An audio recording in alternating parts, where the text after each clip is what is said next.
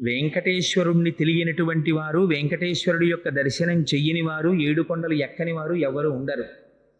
తెలుగువారి ఇలవేలుపువై అంటారు మహానుభావులు. అందుకని అందున తెలుగువారికి వెంకటాచలపతి, ఆ వెంకటరమణుడు అంటే ఉండేటటువంటి భక్తి మరింత ప్రసిద్ధం. భవిష్యోత్తర పురాణం అని, ఆ భవిష్యోత్తర పురాణము, వరాహ పురాణము మొదలైనవి వెంకటాచల మహాత్యం గురించి చాలా విశేషమైనటువంటి వర్ణనం చేసి ఉన్నాయి. అసలు ఆ కొండ పేరే చాలా చిత్రమైనటువంటి పేరు. ఆ కొండ పేరు పెట్టడమే వెంకటాచలము అని పేరు పెట్టారు. ఎంత ఆశ్చర్యకరమైన విషయం అంటే, అన్నారు అజాయమానో బహుధా విజాయతి. అసలు పరమేశ్వరుడికి జన్మనెత్తవలసిన అవసరం ఎక్కడుంది? ఆయనేం మనలా కర్మ చేసినవాడు కాడు. మనలా కర్మ ఫలితాన్ని అనుభవించడానికి పాంచభౌతికమైనటువంటి శరీరంతో రావలసిన అగత్యం ఉన్నవాడు అంతకన్నా కాడు. మరి అటువంటి వాడు శృతంది అజాయమానో బహుధా విజాయతే. జన్మనెత్తవలసినటువంటి అవసరము లేనివాడు జన్మనెత్తుచున్నాడు అని. అది తనంత తాను స్వీకరించాడు ఆయన ఒక స్వరూపాన్ని. దేని కొరకు? ఇందుకు ఆయన కూడా మనలాగే కరచరణాదులతో కదలాడి ఈ కంటితో చూడడానికి సులభమైనటువంటి స్వరూపంతో తిరుగాడవలసినటువంటి అవసరం పరమాత్మకి ఎందుకు కలిగింది? ఆయన భగవద్గీతలో చెప్పాడు, యదా యదా హి ధర్మస్య గ్లానిర్భవతి భారత అన్నాడు. ఎప్పుడెప్పుడు ధర్మమునకు అపకారం కలుగుతుందో, ఎప్పుడెప్పుడు మళ్ళీ ధర్మాన్ని తాను పునరుద్ధరించవలసి వస్తుందో, అప్పుడు ధర్మమునకు హాని చేసేటటువంటి వారిని మట్టు పెట్టడం కోసమని పరమాత్మ ఒక స్వరూపాన్ని తీసుకుని ఈ భూమి మీద నడయాడతారు. దానికి పరమాత్మ యొక్క అవతారములు ఎన్ని విశేషంగా ఉన్నా పురాణం అంటుంది, కృతేతు నారసింహో భూః త్రేతాయాం రఘునందన ద్వాపరే వాసుదేవశ్చ కలౌ శ్రీ వెంకటనాయక అంది. ఈ నాలుగు యుగాల్లో పరమోత్కృష్టమైనటువంటి అవతారాలు. ఒకటి కృతేతు నారసింహో భూః. కృతయుగంలో నరసింహావతారం పరమప్రఖ్యాతమైనటువంటి అవతారం. మనకి నరసింహావతారం అనుకునేటప్పటికీ మనం సాధారణంగా ఊహించేది ఏమిటంటే, హిరణ్యకశిపుణ్ణి సంహరించడం కోసం వచ్చినటువంటి అవతారం నరసింహావతారం అని అనుకుంటాం. కానీ అలా కాదు. ఎందుచేత ఈ మాట అంటున్నానంటే, నరసింహావతారం రావడం వెనకాతల ఉండేటటువంటి ప్రయోజనం కేవలం దుష్ట శిక్షణ ఒక్కటే కాదు. మీరు ఎప్పుడైనా భాగవతం చదివితే అర్థమవుతుంది. గద్దించి నిలదీశాడు హిరణ్యకశిపుడు. ఎక్కడున్నాడు రా నువ్వు చెబుతున్న శ్రీ మహావిష్ణువు ఎక్కడున్నాడు చూపించమన్నాడు. అంటే ప్రహ్లాదుడు అన్నాడు, ఇందుకలడందులేడని సందేహము వలదు చక్రి సర్వోపగతుండు, ఎందెందు వెదకి చూచిన అందందే కలడు దానవాగ్రణి వింటే అన్నాడు. నాన్న నువ్వు చూడాలి, కానీ అసలు పరమాత్మ లేని చోటు లేదు నాన్న, అంతటా ఉన్నాడు అన్నాడు. ఈ మాట అన్నారట ప్రహ్లాదుడు. ఎక్కడ నేను చూపించమని అడుగుదామా అని హిరణ్యకశిపుడు ఒక్కసారి ఇలా సభామంటపం అంతా చూసేట. అంతటా ఉన్నాడు పరమాత్మ. అంతటా ఉన్న పరమాత్మ ఏమో ప్రహ్లాదుడు అన్న మాటకి ప్రతిస్పందించిన హిరణ్యకశిపుడు ఇక్కడ ఉన్నాడా అని దేని వంక వేలు చూపిస్తాడోనని హరి సర్వాకృతులందాల్చే, ఇది అది అని లేదుట, అన్నిటిలో నిండి నిబుడీకృతమై సిద్ధమైపోయాట. ఏమో ఎక్కడ బయటికి రమ్మంటాడో తను అక్కడి నుంచి బయటికి రావాలని. అలా అంతటా నిండిపోయినటువంటి నరసింహ స్వరూపాన్ని హరి సర్వాకృతులంకలండనచు ప్రహ్లాదుండు భాషింప, ఎందును లేడు లేడనుచు దైత్యుండు తర్జింప, శ్రీనరసింహాకృతి దాల్చిన అచ్యుతుడు నానా జంగమ స్థావరోత్కర గర్భంబుల అన్ని దేశములను ఉద్దండ ప్రభావంబునన్నారు పోతన గారు. ఇక్కడ అక్కడ అని కాదు, నానా జంగమ స్థావరోత్కర గర్భంబుల అన్ని దేశముల అంతటా నిండిపోయాడు పరమాత్మ. ఏమో ఎక్కడి నుంచి రమ్మంటే అక్కడి నుంచి రావడానికి సిద్ధంగా ఉన్నాడు. ఇది వ్యాపకత్వాన్ని చూపిస్తుంది నరసింహావతారం. ఒక స్తంభాన్ని చూపించాడంతే, పెళపెళార్భటులతో ఆ నరసింహావతారం స్తంభంలోంచి వచ్చి రక్షించింది. అందుకని అంతటా వ్యాపించి తనని నమ్ముకున్న వాళ్ళని సర్వకాలమునందు కాపాడేటటువంటి స్వరూపం ఒకటి ఉన్నది అని నిరూపించినటువంటి అవతారం కృతయుగంలో నరసింహావతారం. కృతేతు నారసింహో భూః త్రేతాయాం రఘునందన. త్రేతాయుగంలో రామావతారం అలా మళ్ళీ ధర్మాన్ని 4 పాదాలు నడిపించింది. కోన్వస్మిన్ సాంప్రదంలోకే గుణవాన్ కశ్చ వీర్యవాన్ ధర్మజ్ఞశ్చ కృతజ్ఞశ్చ సత్యవాక్యో దృఢవ్రతః చారిత్రేణ చ కోయుక్తః సర్వభూతేషు కోహితః విద్వాన్ కః కస్సమర్థశ్చ కశ్చైక ప్రియదర్శనః ఆత్మవాన్ కో జితక్రోధో ద్యుతిమాన్ కో నరసూయక కస్య బిభ్యతి దేవాశ్చ జాత రోషస్య సంయుగే అని అడిగారు వాల్మీకి మహర్షి. ఈ 16 గుణములు పరిపూర్ణముగా ఉండి పరమాత్మ యొక్క స్వరూపాన్ని పొందినటువంటి మానవుడు ఈ భూమి మీద తిరుగాడుతున్నవాడు ఎవరైనా ఉన్నాడా అని అడిగితే ఆనాడు నారదుడు రామచంద్రమూర్తి యొక్క స్వరూపాన్ని చూపించారు. అప్పుడు వచ్చింది రామాయణం. అందుకని రామో విగ్రహవాన్ ధర్మ సాధు సత్యపరాక్రమ రాజా సర్వస్య లోకస్య దేవానాం ఇక వాసవ.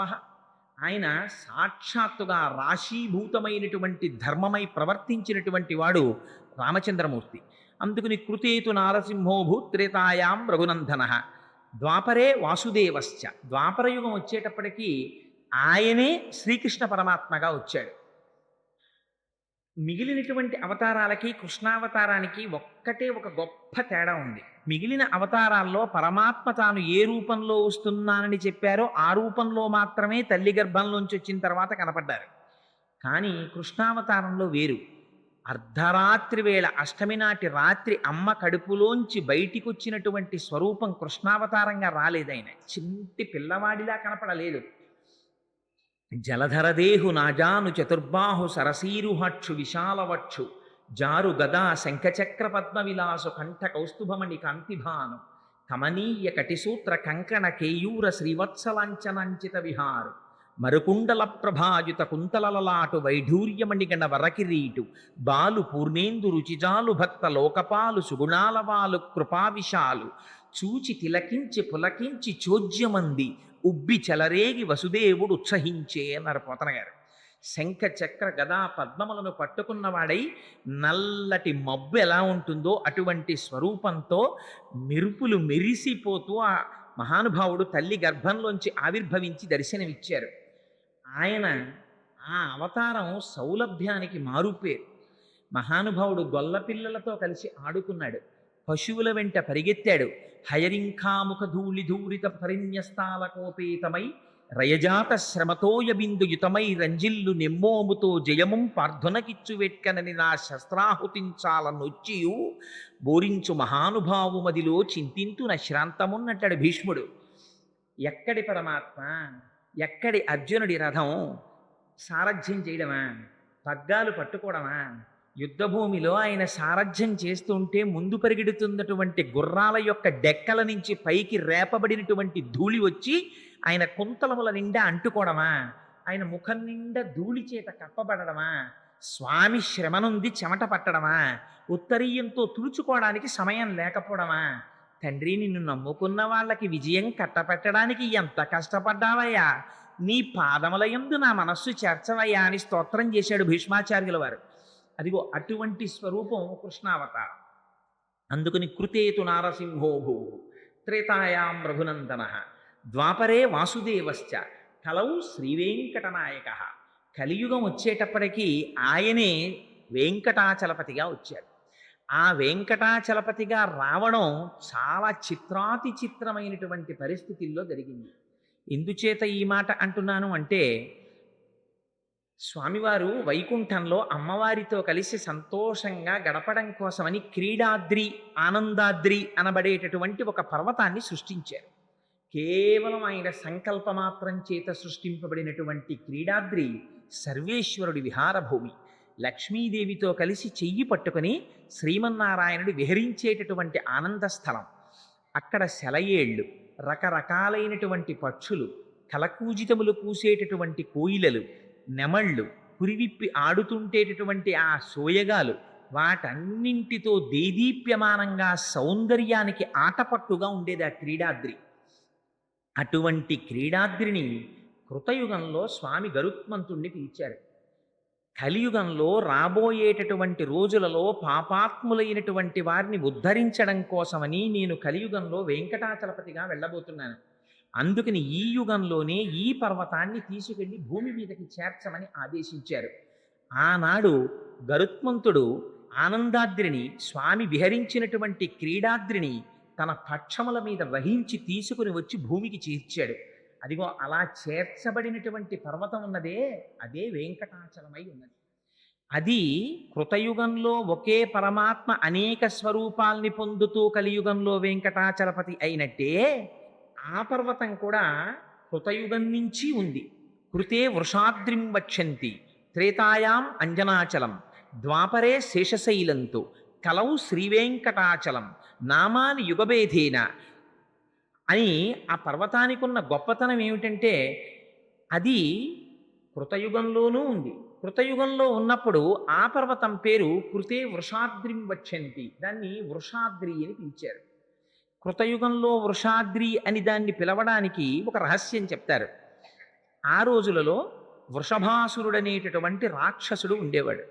ఆయన ఆ పర్వతం మీద చేరి అక్కడ ఉండేటటువంటి సెలయేటిలో స్నానం చేసి పరమ పవిత్రంగా నారసింహ సాలగ్రామాన్ని ఉపాసన చేసేవాడు. రాక్షసుడై లోకాలన్నింటినీ పీడించినప్పటికీ ఆయన చేసినటువంటి నారసింహ సాలగ్రామోపాసన చేత విశేషమైనటువంటి బల వీర్య తేజస్సులను పుంజుకున్నాడు. మహర్షులందరూ తపస్సు చేశారు. లోకరక్షకుడు కనుక, స్థితికారుడు కనుక శ్రీ మహావిష్ణువు ప్రత్యక్షమయ్యారు. మీకు ఏం కావాలని అడిగారు.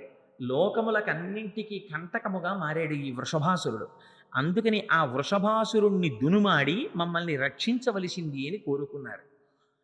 నారసింహ సాలగ్రామోపాసనం చేసేటటువంటి వృషభాసురుడికి ఆ సాలగ్రామంలోంచి శ్రీ మహావిష్ణువు ప్రత్యక్షమయ్యారు. ప్రత్యక్షమైతే ఆయనంత విచిత్రమైన వ్యక్తో చూడండి. ఆయన అన్నాడు, స్వామి నాకేమీ కోరిక లేదయా, శ్రీనివాసానంత గోవింద అని ఆయన్ని పిలిచి నాకొక్కటే ఒక్క కోరిక, నాకు నచ మోక్షం నచ స్వర్గం పరమేష్ట్య పదం హరేహి, నాకు స్వర్గం వద్దు, నాకు మోక్షం వద్దు, నాకు పరమేష్టి పదం వద్దు, నాకేమీ వద్దు. నాకేం కావాలో తెలుసా?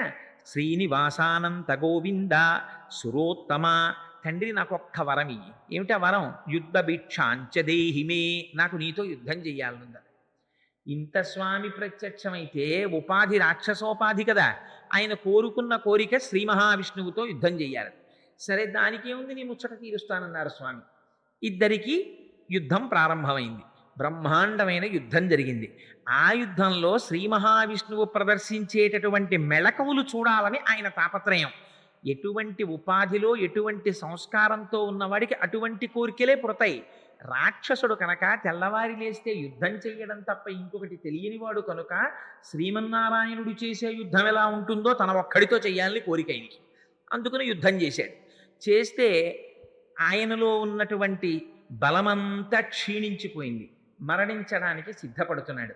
అప్పుడు స్వామి పాదములు పట్టుకుని ప్రార్థన చేశాడు. వరం యయాచే వృషభ శైలో మధబిదో స్థితి, స్వామి నేను మరణించే సమయం ఆసన్నమైంది, నాకొక్క వరం ఇమ్మన్నాడు. ఏం కావాలన్నారు పరమాత్మ? ఈ కొండకి నా పేరు ఉండాలి, దీన్ని వృషభాద్రి అని పిలవాలి అన్నారు. సరే, అలాగే కటాక్షిస్తున్నానన్నారు. సుదర్శన చక్రాన్ని ప్రయోగించారు. ఆ వృషభాసురుని యొక్క కుత్తుక కత్తిరింపబడింది. ఆయన మరణించాడు. అందుకని కృతయుగంలో గరుత్మంతుని చేత తేబడినటువంటి ఆ ఆనందాద్రి, ఆ క్రీడాద్రి, దాన్ని వృషాద్రి అని పిలిచారు. అందుకని కృతే వృషాద్రిం వక్ష్యంతి త్రేతాయాం అంజనాచలం. త్రేతాయుగం వచ్చేసరికి అంజనాదేవి పుత్రుల కోసమని తపస్సు చేసింది అదే పర్వతం మీద.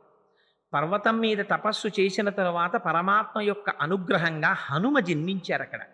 హనుమ జన్మించారు కనుక ఆ పర్వతానికి అంజనాచలం అనేటటువంటి పేరు వచ్చింది. అందుకని అదే పర్వతం ఒకనాడు కృతయుగంలో వృషాద్రి అని పిలువబడింది. అదే పర్వతం త్రేతాయుగం వచ్చేసరికి తస్మాత్ అంజనశైలోయం లోకే విఖ్యాత కీర్తిమాన్, ప్రపంచమంతటా కూడా అంజనాద్రి అనే పేరు చోటి ప్రఖ్యాతిని వహించింది.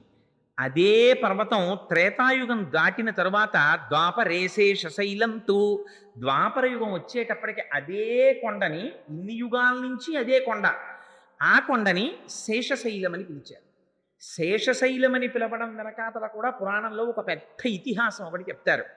ఒకానొకనాడు అలా వైకుంఠపురంబులో నగరిలో ఆమూల సౌధంబుదాపల మందార వనాంతరమృత చర ప్రాతేందు కాంతోపలోత్తల పర్యంకరమా వినోదియగు ఆపన్న ప్రసన్నుండు. ఎక్కడో ఆ వైకుంఠంలో ఆ లోపల ఉండేటటువంటి అంతఃపురంలో, ఇంకా దాటి లోపలికి వెడితే ఉండేటటువంటి అమృత సరస్సు పక్కన ఉన్నటువంటి చంద్రకాంతి శిలలతో చేయబడినటువంటి అరుగు మీద లక్ష్మీదేవితో కూడి క్రీడిస్తున్నటువంటి స్వామి అంతఃపురం లోపలికి ఎవ్వరూ రాకుండా శేషుణ్ణి కాపలా పెట్టారు. ఆయన కాపలా కాస్తున్నాడు. అదే సమయంలో ఎక్కడి నుంచో వాయుదేవుడు వచ్చాడు.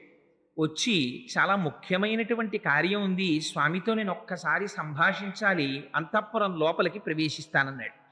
అంటే శేషుడు అన్నాడు, స్వామి నన్ను ఇక్కడ కాపుదల ఉంచారు, నా అనుమతి లేకుండా నువ్వు లోపలికి వెళ్ళడానికి వీల్లేదు, ఈ సమయంలో నిన్ను నేను పంపను. ఆయన అధికారాన్ని ఆయన ప్రదర్శించాడు. అందుకని ఇప్పుడు నా అనుమతి లేకుండా నువ్వు వెళ్ళడానికి వీల్లేదు, అందుకని నిన్ను నిలువరిస్తున్నాను, ఇక్కడే ఉండిపోమన్నాడు. అంటే వాయుదేవుడు అన్నాడు, నేను చాలా ముఖ్యమైన కార్యం మీద వచ్చాను, స్వామిని సంప్రదించి తీరాలి, అందుకని లోపలికి పెడతానన్నాడు. ససేమిరా వీల్లేదన్నాడు శేషుడు. అన్న తర్వాత ఇద్దరిలోనూ మాట పెరిగి ఎవరి బలాలు వాళ్ళు ప్రదర్శించేటటువంటి సమయం ఆసన్నమైతే శేషుడు గర్వంతో ఒక మాట అన్నాడు. ఆయన అన్నాడు, జ్ఞాని బలే విరాగేచ విష్ణుభక్త నమత్సమ. జ్ఞానములో కాని, బలములో కాని, వైరాగ్యంలో కాని నాతో సమానమైనటువంటి విష్ణుభక్తుడు లేడు. నేను ఎటువంటి వాడిని అనుకుంటున్నావు వాయుదేవా? సదాంతఃపురే వాసః. మీ అందరూ ఎప్పుడో ఒకసారి వచ్చి భగవానుణ్ణి దర్శనం చేస్తారు, నేను అలా కాదు, ఎప్పుడూ అంతఃపురంలో ఉంటాను. పుత్రాణం అధికోహరేహే, నేను శ్రీ మహావిష్ణువుకి కన్న కొడుకు కన్నా అధికుణ్ణి, నన్ను అంతలా చూసుకుంటారు. అందరూ వెళ్ళిపోయిన తర్వాత లోపలికి వచ్చి ఏకాంత శయనంలో ఎవ్వరూ లేనప్పుడు స్వామి ఎవరి మీద పడుకుంటారో తెలుసా? నా మీద పడుకుంటారు, నన్ను పరుపు చేసుకుని పడుకుంటారు.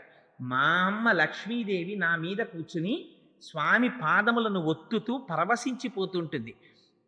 అటువంటి ఏకాంత మందిరంలో స్వామికి పాన్పునై వారి ఆనందములకు సాక్షినైనటువంటి వాణ్ణి నేను. అటువంటి వాణ్ణి నన్ను కాదని నువ్వు లోపలికెడతావా? నువ్వెంత నేనెంత అన్నాడు. ఈ మాటలు అమ్మవారి చెవిన పడ్డాయి. అబ్బో స్వామి, శృతి మించి రాగాన పడింది, ఎవరి అహంకారాలు వాళ్ళు బయట పెట్టుకుంటున్నారు అని అనేటప్పటికి అయ్యవారు బయటికి వచ్చారు. ఆయన ఎక్కడెక్కడ అహంకారం తలెత్తుతుందో అప్పుడప్పుడు ఆ అహంకారాన్ని తీసేయడమే స్వామివారి పని. అందుకని వెంటనే స్వామి అన్నారు, మాటల చేత పౌరుష పరాక్రమాలు ఎక్కడికి తెలుస్తాయో ఈ శేషుడా, అదిగో భూమి మీద క్రీడాద్రి అనబడేటటువంటి నా విహార భూమి పర్వతం గరుత్మంతుడు తీసుకెళ్ళి కిందికి చేర్చాడు. నువ్వెళ్ళి ఆ పర్వతాన్ని గట్టిగా చుట్టుకో. వాయుదేవుడు తను చాలా బలవంతుడు అంటున్నాడు కదా, వాయుదేవుడు ఆ పర్వతాన్ని చిమ్ముతాడు దూరంగా. నీ బలంతో ఆ పర్వతం కదలకుండా చెయ్యి. వాయుదేవుడు కదపగలడేమో చూస్తాం. నేను కాదు నిర్ణయించవలసినది, దేవతలందరూ చూస్తారు, ఋషులందరూ చూస్తారు. కదపగలిగావా నువ్వు బలవంతుడవు. నువ్వు అంత బలంతో చిమ్మినప్పటికీ పర్వతం కదలకుండా శేషుడు చెయ్యగలిగాడా? శేషుడు బలవంతుడు. అందుకని మీ ఇద్దరు బల ప్రదర్శన చేసి ఎవరు గొప్పవారో నిర్ణయించుకోండి, మాటలు ఎందుకు అన్నారు పరమాత్మ. ఇది అహంకారం తీసేయడం కోసమని చేస్తూ ఉంటారు. అంటే గబగబా పరిగెత్తాడు శేషుడు, ఆ క్రీడాద్రిని చుట్టుకుని పడుకున్నాడు. పడుకునేసరికి వాయువు వచ్చారు, చూశారు. ఓహో, శేషుడు చుట్టుకుని పడుకుని నేను ఈ పర్వతాన్ని కదపలేననుకుంటున్నాడు అనుకున్నారు. కనిష్టాంగుళి సంస్పర్శ పర్వతో భోగి సంయుత. ఆ పాము చుట్టుకుని పడుకున్నటువంటి పర్వతాన్ని తన చిటికిన వేలి గోటితో కొట్టారు. కొడితే సహస్రమర్ధలక్షంచ, అది ఎక్కడికి వెళ్ళిపోయింది? 1500 లక్షల యోజనముల దూరం దక్షిణాయనం, అది దక్షిణ దిక్కుకి ఎగిరిపోయింది. ఆ పర్వతం ఎగిరిపోతే ఆ వేగానికి శేషుడు ప్రాణములే పోయినట్టుగా తల్లడిల్లిపోయాడు.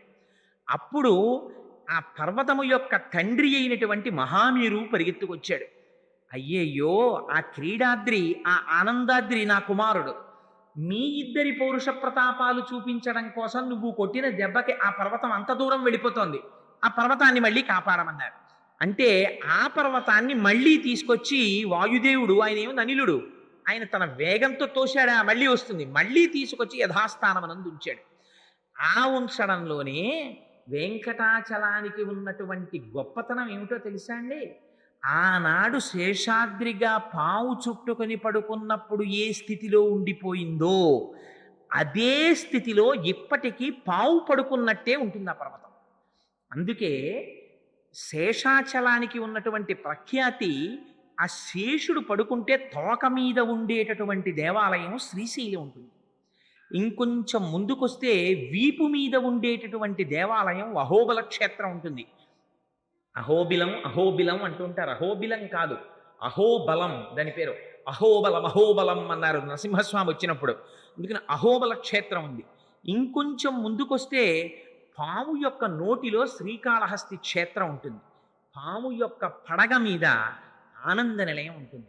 ఆ ఆనంద నిలయంలో ఆనంద నిలయాధీశుడై పరమాత్మ ఉంటారు. పరమాత్మ యొక్క స్వరూపం ఏమిటి? పరమాత్మ యొక్క స్వరూపము రాశీభూతమైనటువంటి ఆనందము. ఆనందము తప్ప ఆయనకి అన్నడూ దుఃఖం ఉండదు. దుఃఖం ఉండనివాడు కాబట్టి సర్వకాలముల యందు ఆనందంగా ఉంటాడు కాబట్టి ఆయన ఉండేటటువంటి నిలయం ఆనంద నిలయం. అందుకే మనకొక గొప్ప ప్రమాణం ఉంది. ఆలయం యొక్క గొప్పతనాన్ని చెప్పేటప్పుడు ఆలయానికి ఉండేటటువంటి విమానపు పేరుని బట్టి చెప్తారు. మీరు అందుకే చూడండి, ఆలయం ఎంత గొప్పదో ఆలయ శిఖరము ఆలయ విమానము అంత గొప్పవి. అందుకే విమాన వెంకటేశ్వరుడు అని ఉంటారు. విమాన వెంకటేశ్వరుడు లోపల ఉండే వెంకటేశ్వరుడు ఇద్దరిది సమానమైనటువంటి స్థాయి. విమాన వెంకటేశ్వరుడి చుట్టూ పల్లకి వస్తే స్వామి ఒక్కసారి అక్కడ ఆగుతారు. విమాన వెంకటేశ్వరుడు ఎంతటి దర్శనమో లోపల ఉండేటటువంటి ధ్రువమూర్తి దర్శనం కూడా తత్తుల్యమైనటువంటి దర్శనం. రెండు సమాన స్థాయిలో ఉంటాయి. అందుకే విమానానికి పేరు ఉంటుంది. మీరు తిరుమల వెడితే తిరుమలలో ఉండేటటువంటి విమానం, విమానం అంటే గర్భాలయం మీద ఉండేటటువంటి గోపురం, ఆ విమానమునకు ఆనంద నిలయము అని పేరు. అదే మీరు శ్రీరంగం వెళ్ళారనుకోండి, శ్రీరంగనాథుడు పడుకుని ఉంటాడు. ఆ విమానానికి పేరేమిటో తెలుసా అండి? ప్రణవాకార విమానము అని పేరు. అదే మీరు కంచి వెళ్ళారనుకోండి, కంచిలో వరదరాజస్వామి ఉంటారు. పుణ్యకోటి విమానము అని పేరు. విమానానికి ఉండేటటువంటి పేరుని బట్టి మీకు కలిగేటటువంటి సిద్ధి, ఆదర్శనం చేత వచ్చేటటువంటి ఫలితము నిర్ణయింపబడతాయి. శ్రీరంగం వెళ్ళి శ్రీరంగం విమానం కింద నిలబడితే ప్రణవం అర్థమవుతుంది. మీకు భగవానుడికి ఉండేటటువంటి సంబంధం తెలుస్తుంది. కోటి జన్మల పుణ్యము ఘనీభవిస్తే మీరు వరదరాజస్వామి దేవాలయంలో విమానం కిందకి వెళ్ళి నిలబడగలుగుతారు. ఆ తెత్తును నిలబడి ఉంటాడు మహానుభావుడు వరదరాజస్వామి. అందుకని కంచిలో వరదరాజగోపురానికి ఆ విమానానికి పుణ్యకోటి విమానం అని పేరు. తిరుమల వస్తే ఆనంద నిలయం అనే పేరు. దానికి ఇంకొక పేరు లేదు, అది ఆనందము. అందుకే మీరు చూడండి, ఎన్ని గంటలు క్యూలో నిలబడండి, ఎన్ని రోజులు క్యూలో నిలబడండి, మీరు ఒక్కసారి వెళ్ళి వెంకటేశ్వర స్వామి వారిని ఆపాదమస్తకం దర్శనం చేసేటంతటి సౌలభ్యం కలుగుతుందా? నిజానికి చూడక చూసి తోసేవాడు, ముందుకు జరిపేసేవాడు, కేకలేసేవాడు, ఇన్నిటిలో కూడా మీరు అలా వెడుతూ ఒక్కసారి ఇలా స్వామిని పైనుంచి కిందకి, కింద నుంచి పైకి చూశారా, ఒక గొప్ప ఆనందానుభూతి ఏర్పడిపోతుంది. ఆ ఆనందంతో బయటికి వచ్చి ఇంత కష్టపడిన వాడు ఏమంటాడు? భయ్ ఎంత సంతోషం అండి, ఎంత సంతోషం అండి, ఎంత ఆనందం కలిగిందో నిజంగాను, ఏమి స్వరూపం అండి వెంకటేశ్వర స్వామి వారిది, మురిసిపోయామంటారు. ఆ తిరుమల వెళ్ళిన వాళ్ళని మీరు చూడండి, మీరు ఎక్కడైనా ప్రపంచంలో ఏ దేవాలయం దగ్గరైనా మీరు అలా ఉండడం చూసారా?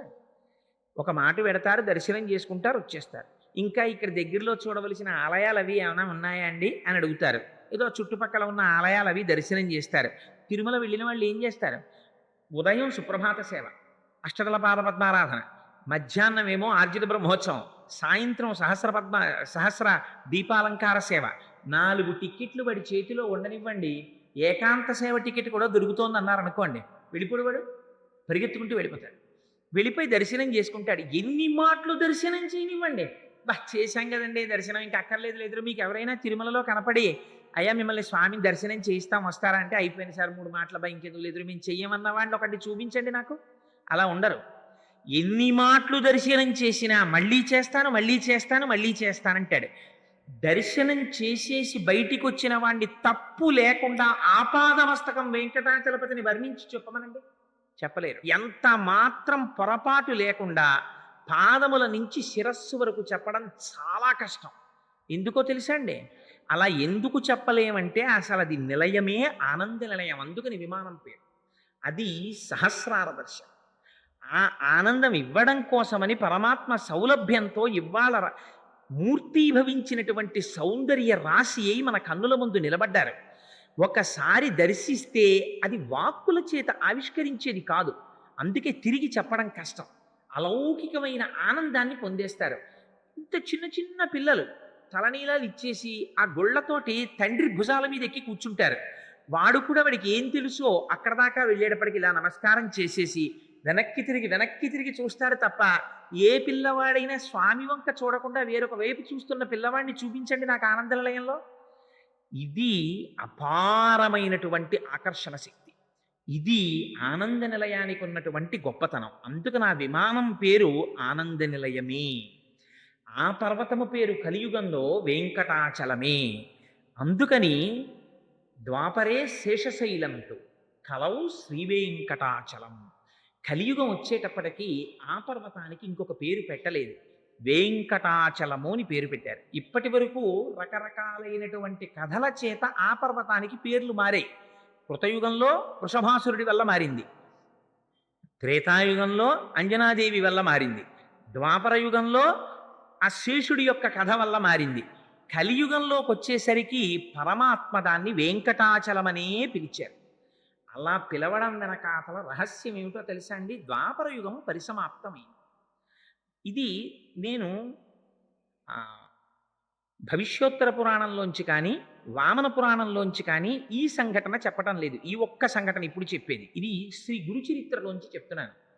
కలియుగం ప్రారంభానికి ముందు బ్రహ్మగారు కలియుగం ప్రారంభమవుతోందనగా ఈ యుగమునకు ఎవరురా అధినేత అని అడిగారు. కలిపురుషుడు అన్నారు.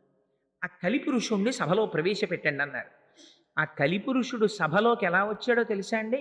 వాడు దిగంబరుడై ఎడమ చేతితో తన అవయవాన్ని పట్టుకున్నాడు, కుడి చేతితో నాలుకని చేత్తో లాగి పట్టుకుని సభలోకి వచ్చాడు. వస్తే బ్రహ్మగారు ఆశ్చర్యపోయారు. ఏమిడానికి సభామర్యాద తెలియదా? ఇంత దారుణంగా లోపలికి వచ్చామేమిరా అని అడిగారు. అడిగితే ఆయన అన్నాడు, మహానుభావ, కలియుగంలో ఉండేటటువంటి వారందరినీ నేను ఈ రెండింటి చేతనే పతనం చేసేస్తాను. సమయాసమయములను చూడకుండా, వావివరసలు చూడకుండా, సర్వకాలములయందు మనస్సులో కామప్రచోదనమే. రెండు, ఎంత తిన్నా రసాంకురము చేత తాదాత్మ్యత. ఎప్పుడూ నాలుక మీద దృష్టి, ఎప్పుడూ కామమునందు దృష్టి. ఈ రెండిటి చేత మనుష్యుల్ని భ్రష్టుల్ని చేస్తాను. అందుకని కలియుగంలో నేను ఇలా వెడుతున్నాను, ఇలా మీ సభలో ప్రవేశించానన్నారు.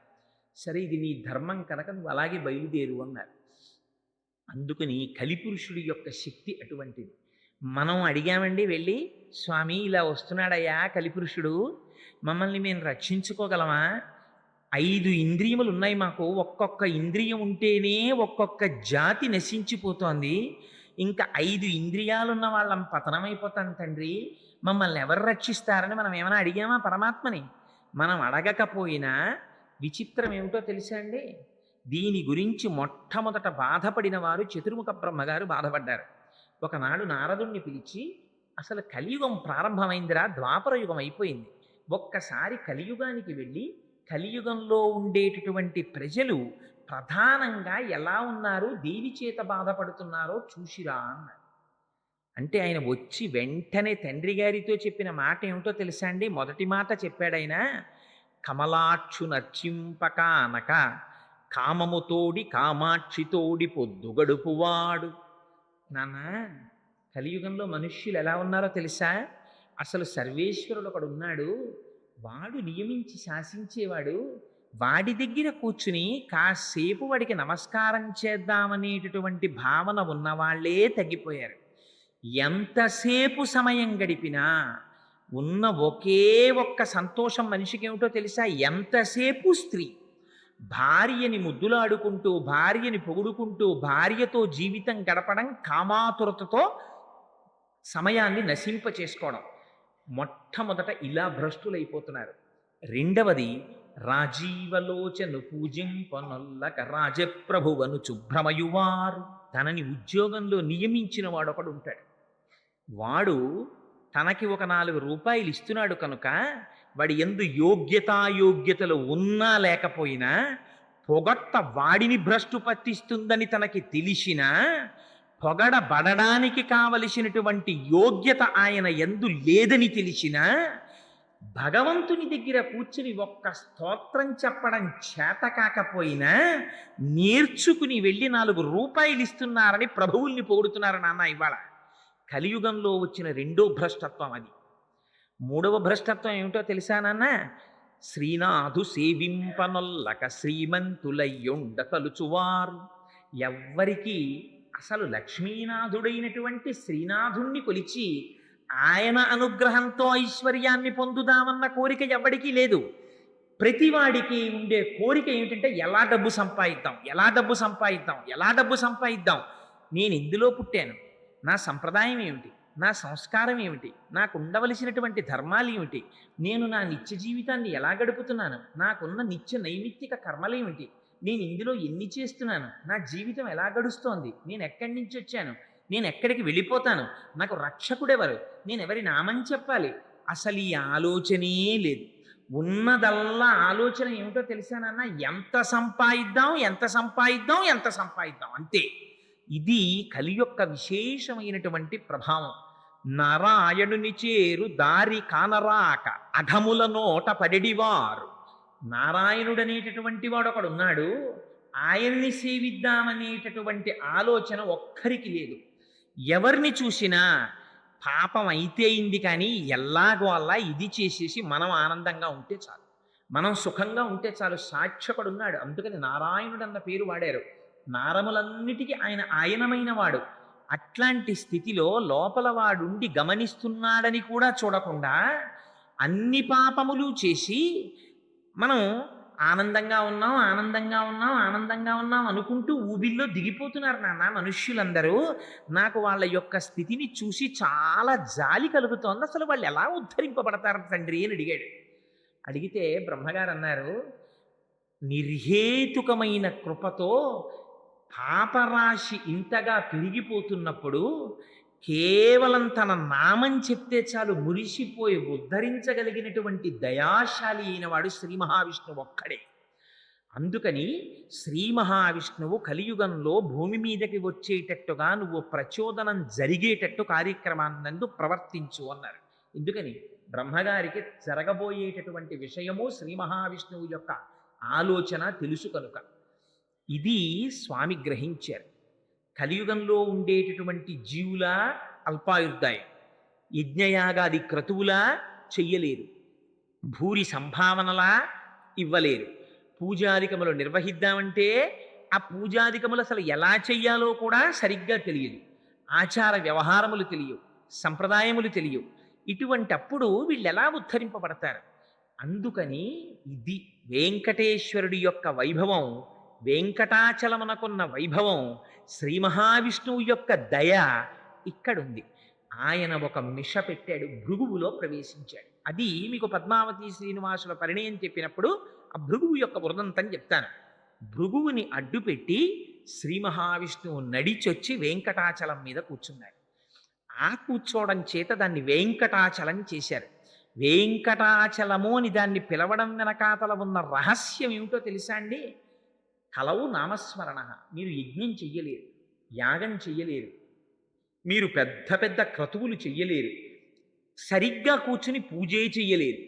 మీరంటే మీరని కాదు, నా వంటి వాడి గురించి మహానుభావుడు చంద్రశేఖర పరమాచార్యులు వారు అంటుండేవారు, కలియుగంలో 18 సెకండ్లు పరమాత్మ పాదముల యందు ఎవరైనా మనస్సుని నిలబెట్టగలిగితే వాడు ముక్షువే అనేవారు. 18 సెకండ్లు నిలబెట్టలేం మనస్సుని మనం. మనస్సు చంచలమై కదిలిపోతుంటుంది. సదా మోహాటవ్యాం చరతి యువతీనాం కుచగిరో నటత్యాశాఖా స్వటతి జడితి స్వైరమభిత కపాలిన్ విక్షోభే హృదయకపి మత్యంత చపలం దృఢా భక్త్యా బధ్యావా శివభవదధీనం కురు విభో అంటారు శంకర భగవత్పాదులు. స్వామి అస్సలు నిలకడలేదు, కొమ్మ మించి కొమ్మ, కొమ్మ మించి కొమ్మ, కొమ్మ మించి కొమ్మ దూకేస్తోంది. ఇది కోతెనబడేటటువంటి మనస్సు. తమకంబొప్ప పరంగనాజనుల పరద్రవ్యంబులన్ వృత్తిలింగ మహోద్యోగము చేయునెం మనము దానింపట్టి వైరాగ్య పాశంబులన్ కట్టి బిగించి మీ చరణస్తంభంబునన్ కట్టివైచి ముదంబెన్నడు కల్గజేయగదవో శ్రీకాళహస్తీశ్వర అంటారు. స్వామి ఎప్పుడు చూసినా ఎక్కడ దొంగతనం చేద్దాం, ఏ స్త్రీని చూద్దాం, ఎవరింట్లోకి ఎడదాం, ఈ తాపత్రయమే తప్ప నీ పాదముల యందు చేరట్లేదయ్యా, భక్తినే పాశాలేసి కట్టేవయ్యా అంటారు. రోషీరోజుదు కామినీ జనుల తారుణ్యోరు సౌఖ్యంబులన్ బాషీబాయుదు పుత్రమిత్రధన సంపద్భ్రాంతి వాంఛాలతల్ కోయదు నామనంబకట నీకున్ ప్రీతిగా సత్క్రియలు చేసి చేయదు దీని త్రుళ్ళడచవే శ్రీకాళహస్తీశ్వర అంటారు. చేసినట్టుంటుంది జారిపోతుంది, స్తోత్రం చేసినట్టుంటుంది జారిపోతుంది, భక్తితో నడిచినట్టుంటుంది జారిపోతుంది, తప్ప సర్వేశ్వరుడి పాద పంజరములోకై ప్రవేశించదు. తండ్రి నీ పాద పంజరములో ప్రవేశపెట్టి నన్ను రక్షించంటారు. అదిగో ఇది మహానుభావుడు మన యందు కృప కలిగిన వాడు కనుక ఆయనే నడిచొచ్చారు. నడిచొచ్చి ఏ 10 హుండీలు పెడితే బాగుండదా?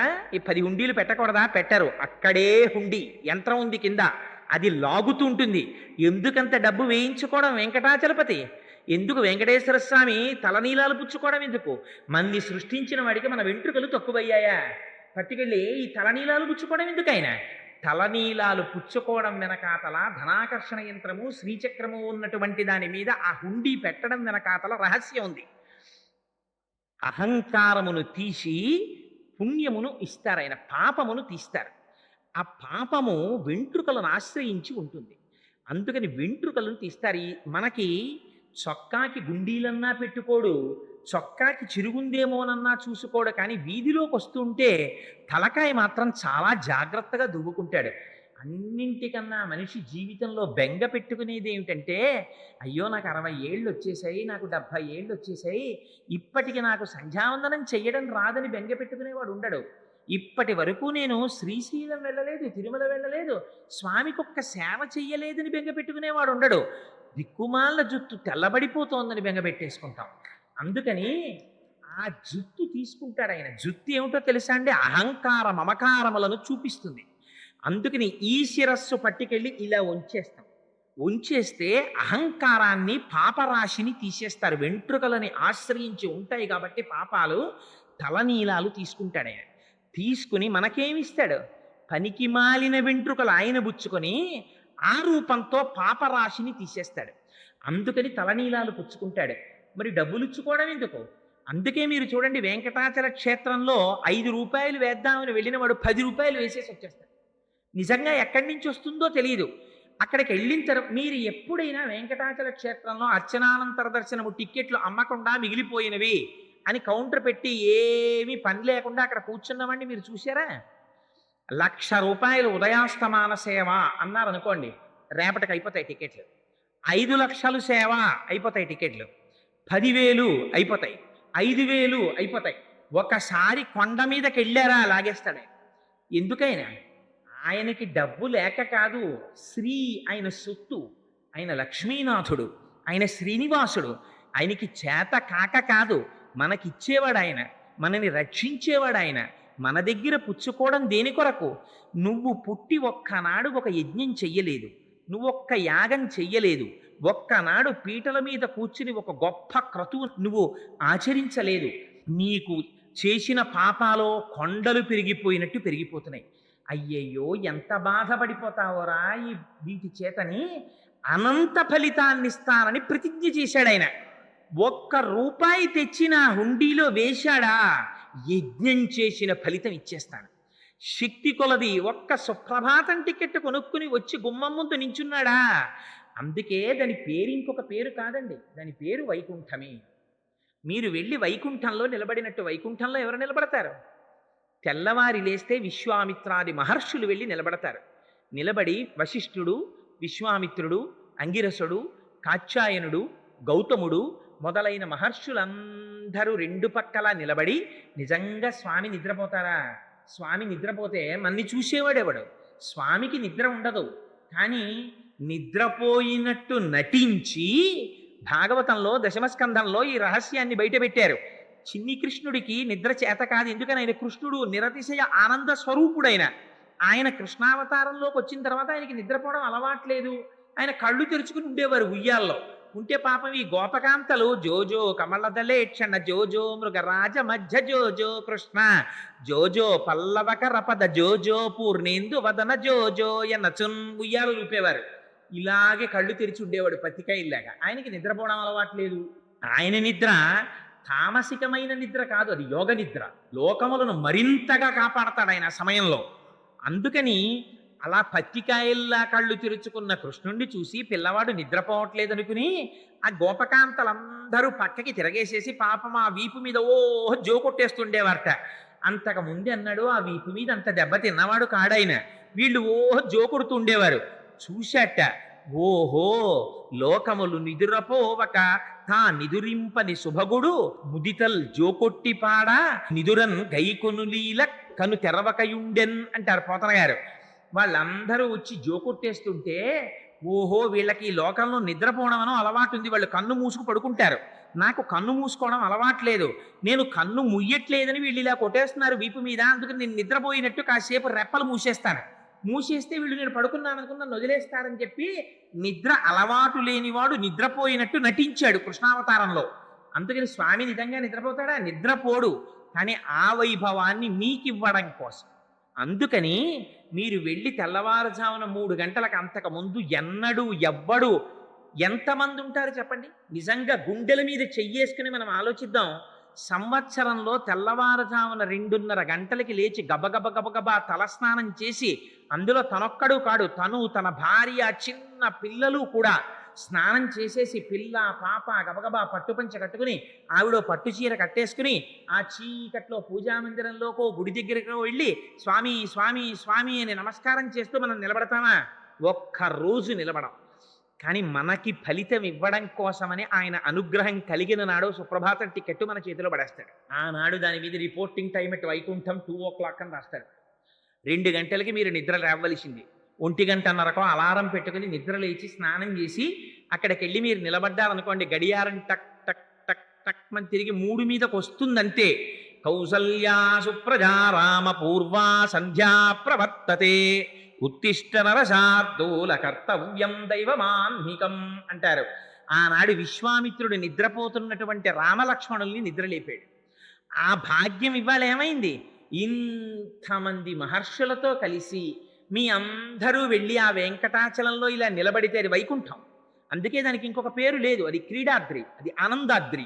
మీరు అక్కడికి వెళ్ళి ఇలా నిలబడ్డారనుకోండి, మీకు చేత కాదు పోని చదవడం, అది కూడా విడిచిపెట్టేశాడు పరమాత్మ. ఎంత దయాళువో చూడండి. వీడికి నాకు సుప్రభాతం పలకడం కూడా చేత కాదు.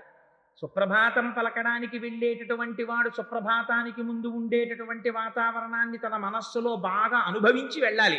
ఎందుకని ఒక్కసారి ఆ కొండల మించి పైకెక్కితూ వెళ్ళేటప్పుడు ఉన్మీల్యనేత్ర యుగముత్తమ పంచరస్తాహ పాత్ర వశిష్టక దళీప లపాయసాని భుక్త్వా సలీలమదకేళి శుకాపటంతి శ్రీ వెంకటాచలపతే తవ సుప్రభాతం అంటారు. స్వామి స్వామి అదిగో చూసావా, చెట్ల మీద చిలకలన్నీ నిద్రలేచాయి. లేచి ఆ చిలకలన్నీ అరుస్తున్నాయి. మంచి మంచి పళ్ళని కొరికి తను తింటూ తన భార్య నోటిలో పెడుతోంది. అవన్నీ నాకు వినపడుతున్నాయి.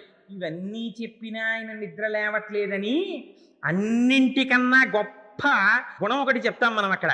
ఒక గొప్ప సంకేతం చెప్తాం. యోషా గణీన వరదగ్ని విమధ్యమానే ఘోషాలయేషు దిమంధన తీవ్ర ఘోషా రోషాత్ కలిం విధదతే కకుభశ్చ కుంభాః శ్రీ వెంకటాచలపతే తవ సుప్రభాతం అంటాం. స్వామి నీకు గుర్తుందా, నువ్వు కృష్ణావతారంలో వచ్చావు, ఏమీ తెలియనటువంటి ఆజ్ఞులైన గోపకాంతల మధ్యలో ఉన్నావు. ఆనాడు క్రేళ్ళురికి మసలలేగలు మల్లడిగు నిరంకెలిడియ మద వృషభంబుల్ పెళ్ళున ముదుగుల పొదుగుల చల్లించన్ పాలు బాలు సంభవ వేళన్. నువ్వు పుట్టావని ఆవులు కడవల కొలది పాలు ఇచ్చేస్తే పాపం మీ అమ్మ యశోద పెద్ద పెద్ద కడవలు తీసుకెళ్ళి స్తంభం దగ్గర పెట్టి తాడేసి బలంగా కవ్వాన్ని అందులోకి దింపి అది గడ్డ పెరుగు.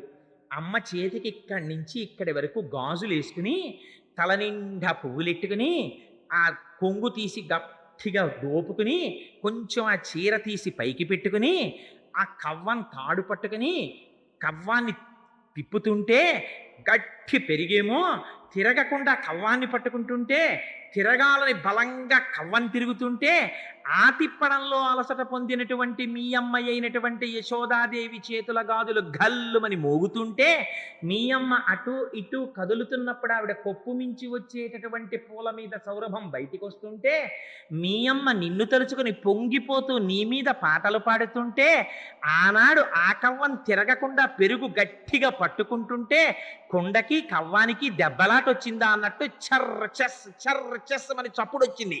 వినపట్టల్లా లోపల పడుకున్నావు, కృష్ణావతారంలో అంత అల్లరి చేశావే, బయటికి వచ్చి నిలబడి ఇంత పిలుస్తున్నావే తండ్రి బయటికి రా అంటాం.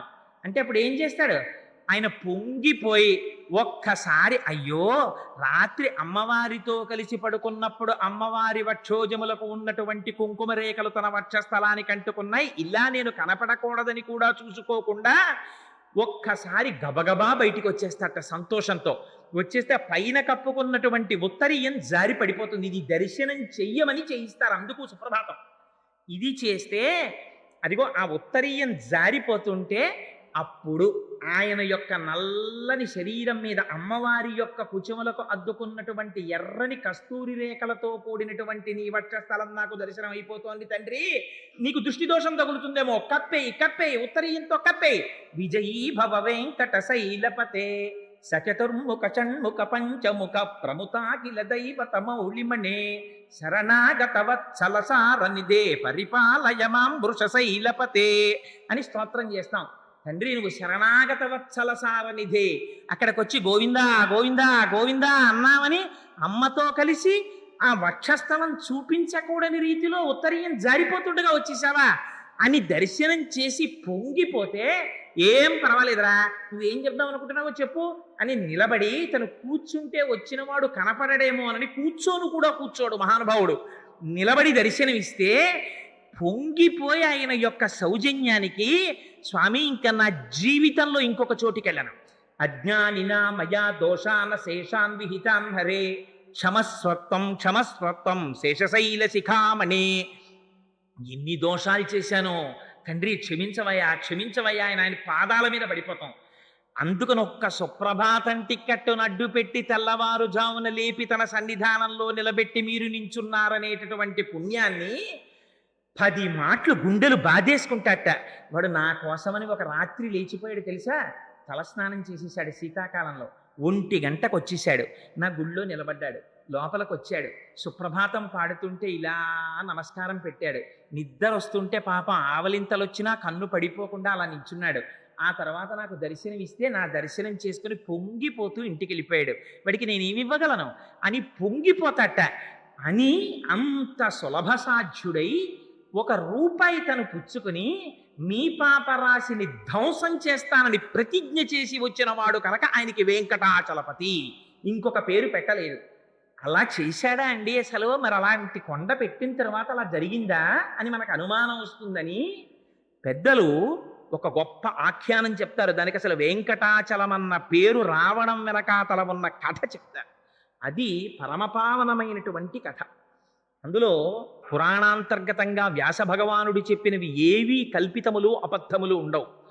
పూర్వకాలంలో పురంధరో నామ సోమయాజి దృఢవ్రత, పూర్వకాలంలో పురంధరుడు అనబడేటటువంటి ఒక సోమయాజి ఉండేవాడు. ఆయన త్రికాల సంధ్యావందనం చేసేవాడు. భగవంతుణ్ణి అర్చించడం, ఇంట్లో నిత్యాగ్నిహోత్రం, దొరికిన దానితో తృప్తిగా జీవితాన్ని గడుపుకోవడం తప్ప వేరొకటి తెలియనటువంటి మహాభక్తుడు. అటువంటి వాడికి చాలా కాలం సంతానం కలగలేదు. భగవంతుణ్ణి అర్చించాడు. చిట్ట చివరికి దైవేన పూర్వపుంగేన వృద్ధోస్యాస్య సుతోభవత్, బాగా వృద్ధాప్యం వచ్చేస్తున్నటువంటి సమయంలో ఒక కుమారుడు జన్మించాడు. ఈయన సాక్షాత్తుగా లక్ష్మీయుతుడైనటువంటి శ్రీనాథుడే నా ఇంటికి వచ్చాడనే సంతోషంతో మాధవుడు అని పేరు పెట్టుకున్నాడు. మా అంటే లక్ష్మీదేవి, ధవుడు అంటే లక్ష్మీదేవి భర్త, అందుకని మాధవుడని పేరు పెట్టుకున్నాడు. ఆ పిల్లవాడు తండ్రి చేసుకున్నటువంటి పుణ్య విశేషమో భగవంతుని అనుగ్రహమో అన్ని వేదాలు నేర్చుకున్నాడు, శాస్త్రాలు నేర్చుకున్నాడు, పురాణాలు నేర్చుకున్నాడు, నిత్యాగ్నిహోత్రీకుడు, చాలా జాగ్రత్తగా జీవితాన్ని పరమ పవిత్రంగా గడుపుతున్నాడు. అటువంటి పిల్లవాడికి ఒక రోజున అకస్మాత్తుగా ఎటువంటి వాడు భ్రష్టపట్టేటటువంటి సమయం వచ్చిందా? వ్యాసుడు దేవీ భాగవతంలో చెప్తాడు, కాలోహి బలవాన్ కర్త సతతం సుఖదుఃఖయోహో నరాణాం పరతంత్రాణం పుణ్యపాపానుయోగత అంటాడు. పతనమయ్యే సమయం వచ్చిందా కాలస్వరూపంతో బుద్ధిని ప్రచోదనం చేసి పడగొట్టేస్తుంది. అందుకే మాకురు ధనజన యవ్వన గర్వం హరతి నిమీషత్ కాలస్సర్వం మాయామయమిదమఖిలం హిత్వా బ్రహ్మపదం త్వం ప్రవిశ విదిత్వా అంటారు శంకరాచార్యుల వారు. ఇందుకురా అలా గుండెలు చూపించుకుని మురిసిపోతావు నేనని ఇవన్నీ ఉంటాయనుకుంటున్నావా? ఈ యవ్వనం, ఈ ఐశ్వర్యం, ఈ మదం ఇవేముండవు. కాలస్వరూపంలో తీసేస్తాడు పరమాత్మ. తీసిన నాడు బాధపడతావు. అందుకని ఆయన పాదములు పట్టి నిలబడంటారు. అందుకని అంతటి మాధవుడికి ఎంత విచిత్రమైన కోరిక కలిగిందంటే, పట్ట పగటి వేళ మహాపతివ్రత అయినటువంటి భార్య సూర్యుడు ప్రకాశిస్తుండగా మిట్ట మధ్యాహ్నం ఒక రోజున భార్యా సంగమాన్ని అపేక్షించాడు.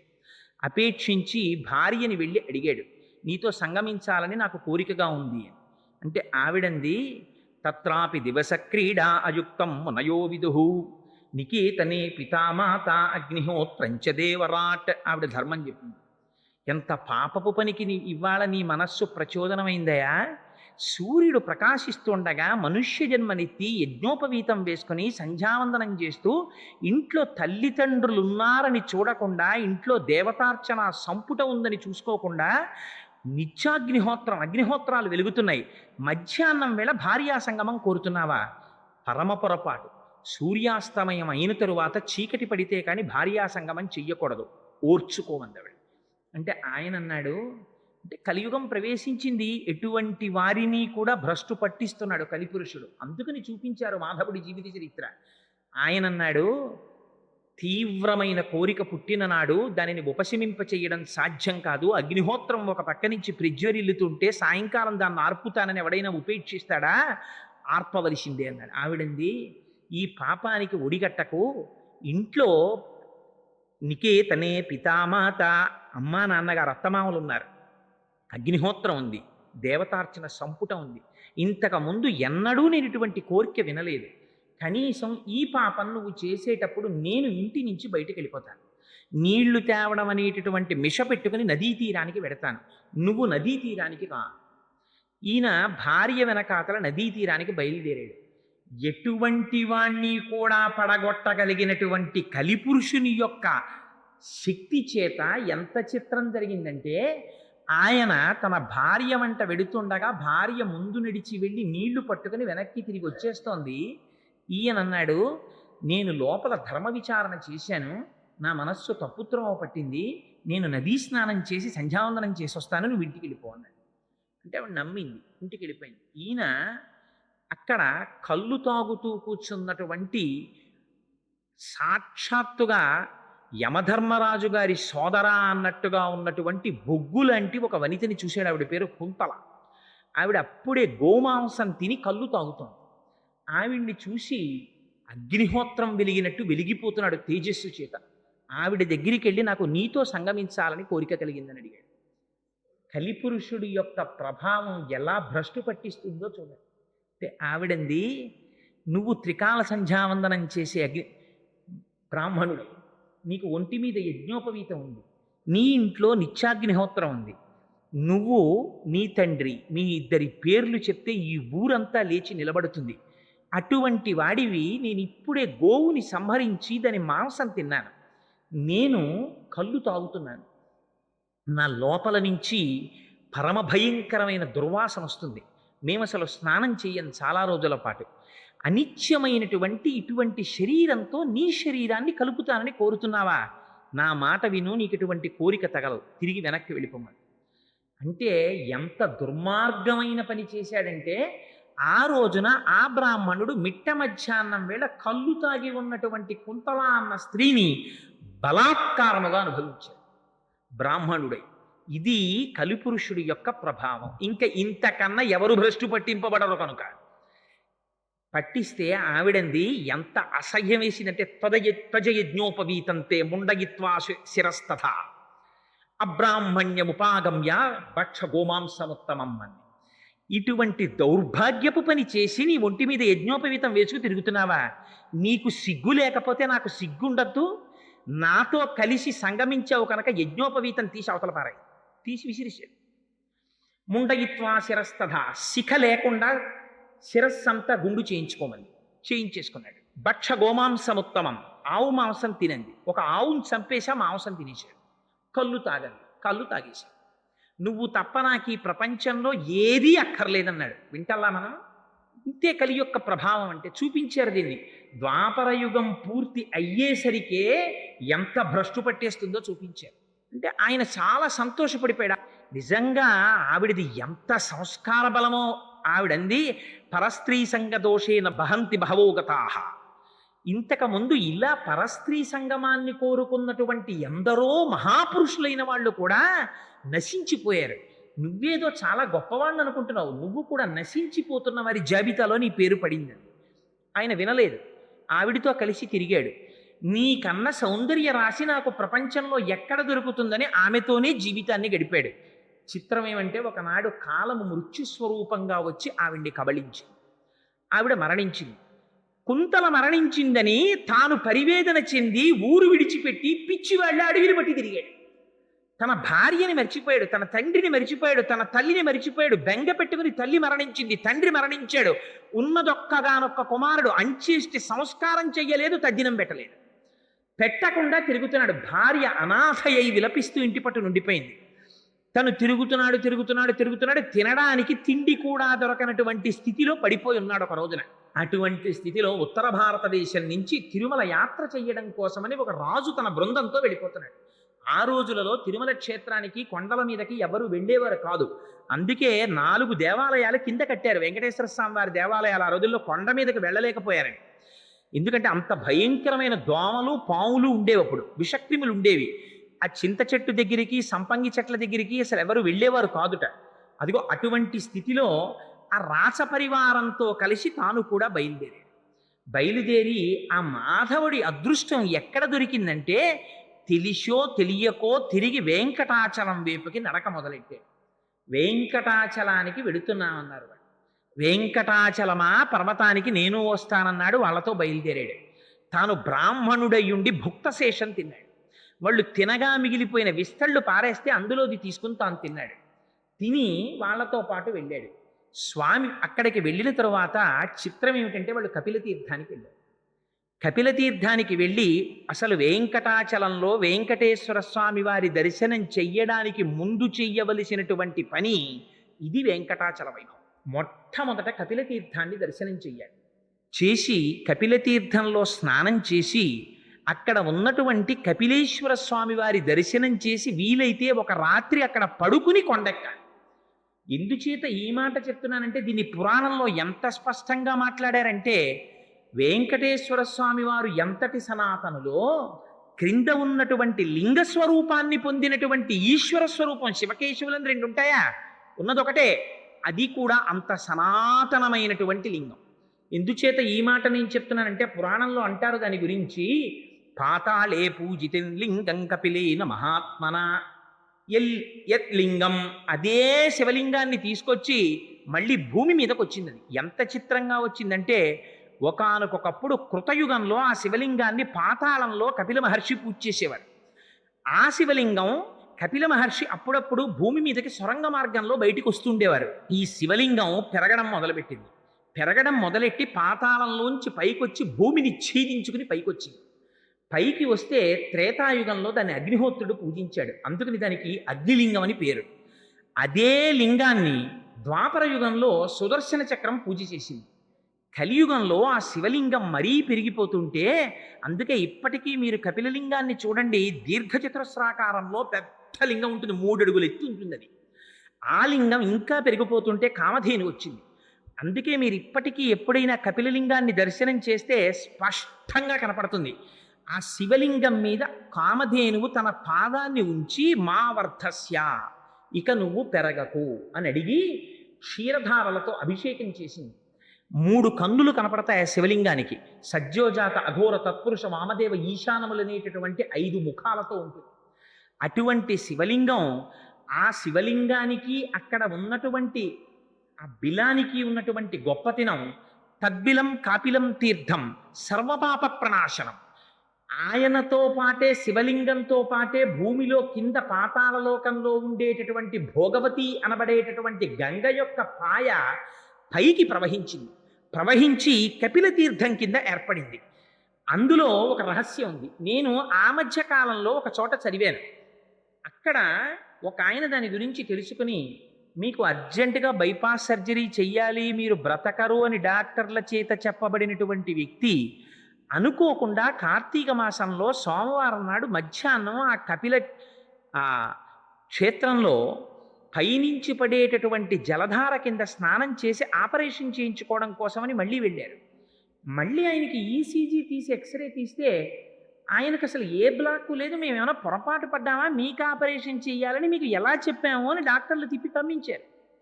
ఎంత చిత్రం అంటే దాని గురించి పురాణంలో ఒక ప్రమాణవాక్యం ఉంది.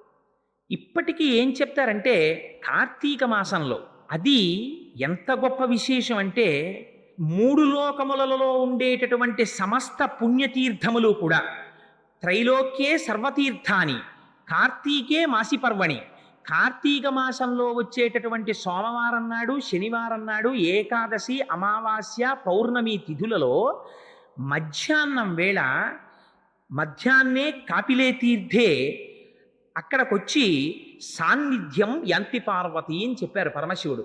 మిట్ట మధ్యాహ్నం వేళ 12 గంటల సమయంలో కార్తీక మాసంలో ఈ తిథులలో దశనాడిక ఒక్క 10 నిమిషాల సేపు మాత్రం ఆ జలధారలలో సమస్త తీర్థములు ఆవహించుంటాయి. ఆ కపిల తీర్థంలో స్నానం చేస్తే ఒక గొప్ప శక్తి ఉంది. తల్లిదండ్రులకి తద్దినం పెట్టడం పొరపాటునో గ్రహచారం చేతో అజ్ఞానం చేతో మానేసినటువంటి వాళ్ళకి మళ్ళీ పితృదేవతానుగ్రహం కలుగుతుంది. వాళ్ళు పితృదేవతలకి కర్మ చేసినటువంటి వాళ్ళతో సమానం అవుతారు. అదిగో అంత శక్తి కలిగినటువంటి కపిల తీర్థంలో ఈ మాధవుడు తెలిసో తెలియకో స్నానం చేశాడు. స్నానం చెయ్యగానే ఆయన ఇంతకాలం తల్లిదండ్రులకి అంచేష్టి సంస్కారం చెయ్యకపోవడం చేత కలిగినటువంటి పాపము దహింపబడి పితృదేవతలు సంతోషించారు. ఆ రాత్రి ఆయన అక్కడ పడుకున్నాడు. పడుకునుండగా మహానుభావుడు శివుడి అనుగ్రహం కలిగితే విష్ణువు దగ్గరికి చేరుస్తాడు, విష్ణు అనుగ్రహం కలిగితే శివుడి దగ్గరికి చేరుస్తాడు. ఉన్నది ఒకటే స్వరూపం కదా. అందుకనే కపిలతీర్థంలో ఉండేటటువంటి శివలింగానికి ఒక గొప్పతనం ఉంది. ఆశ్వీజ మాసంలో వచ్చేటటువంటి పూర్ణిమా తిథి నాడు కపిలేశ్వర క్షేత్రంలో 250 కిలోల బియ్యాన్ని అన్నం వండుతారు. మీరు ఇప్పటికీ కావాలంటే వెళ్ళి చూడొచ్చు. 250 కిలోల బియ్యాన్ని అన్నం వండి ఆ అన్నాభిషేకం అని అన్నంతో అభిషేకం చేస్తారు శివలింగానికి. చేసి దాని మీద మళ్ళీ ఓ శివలింగం కడతారు.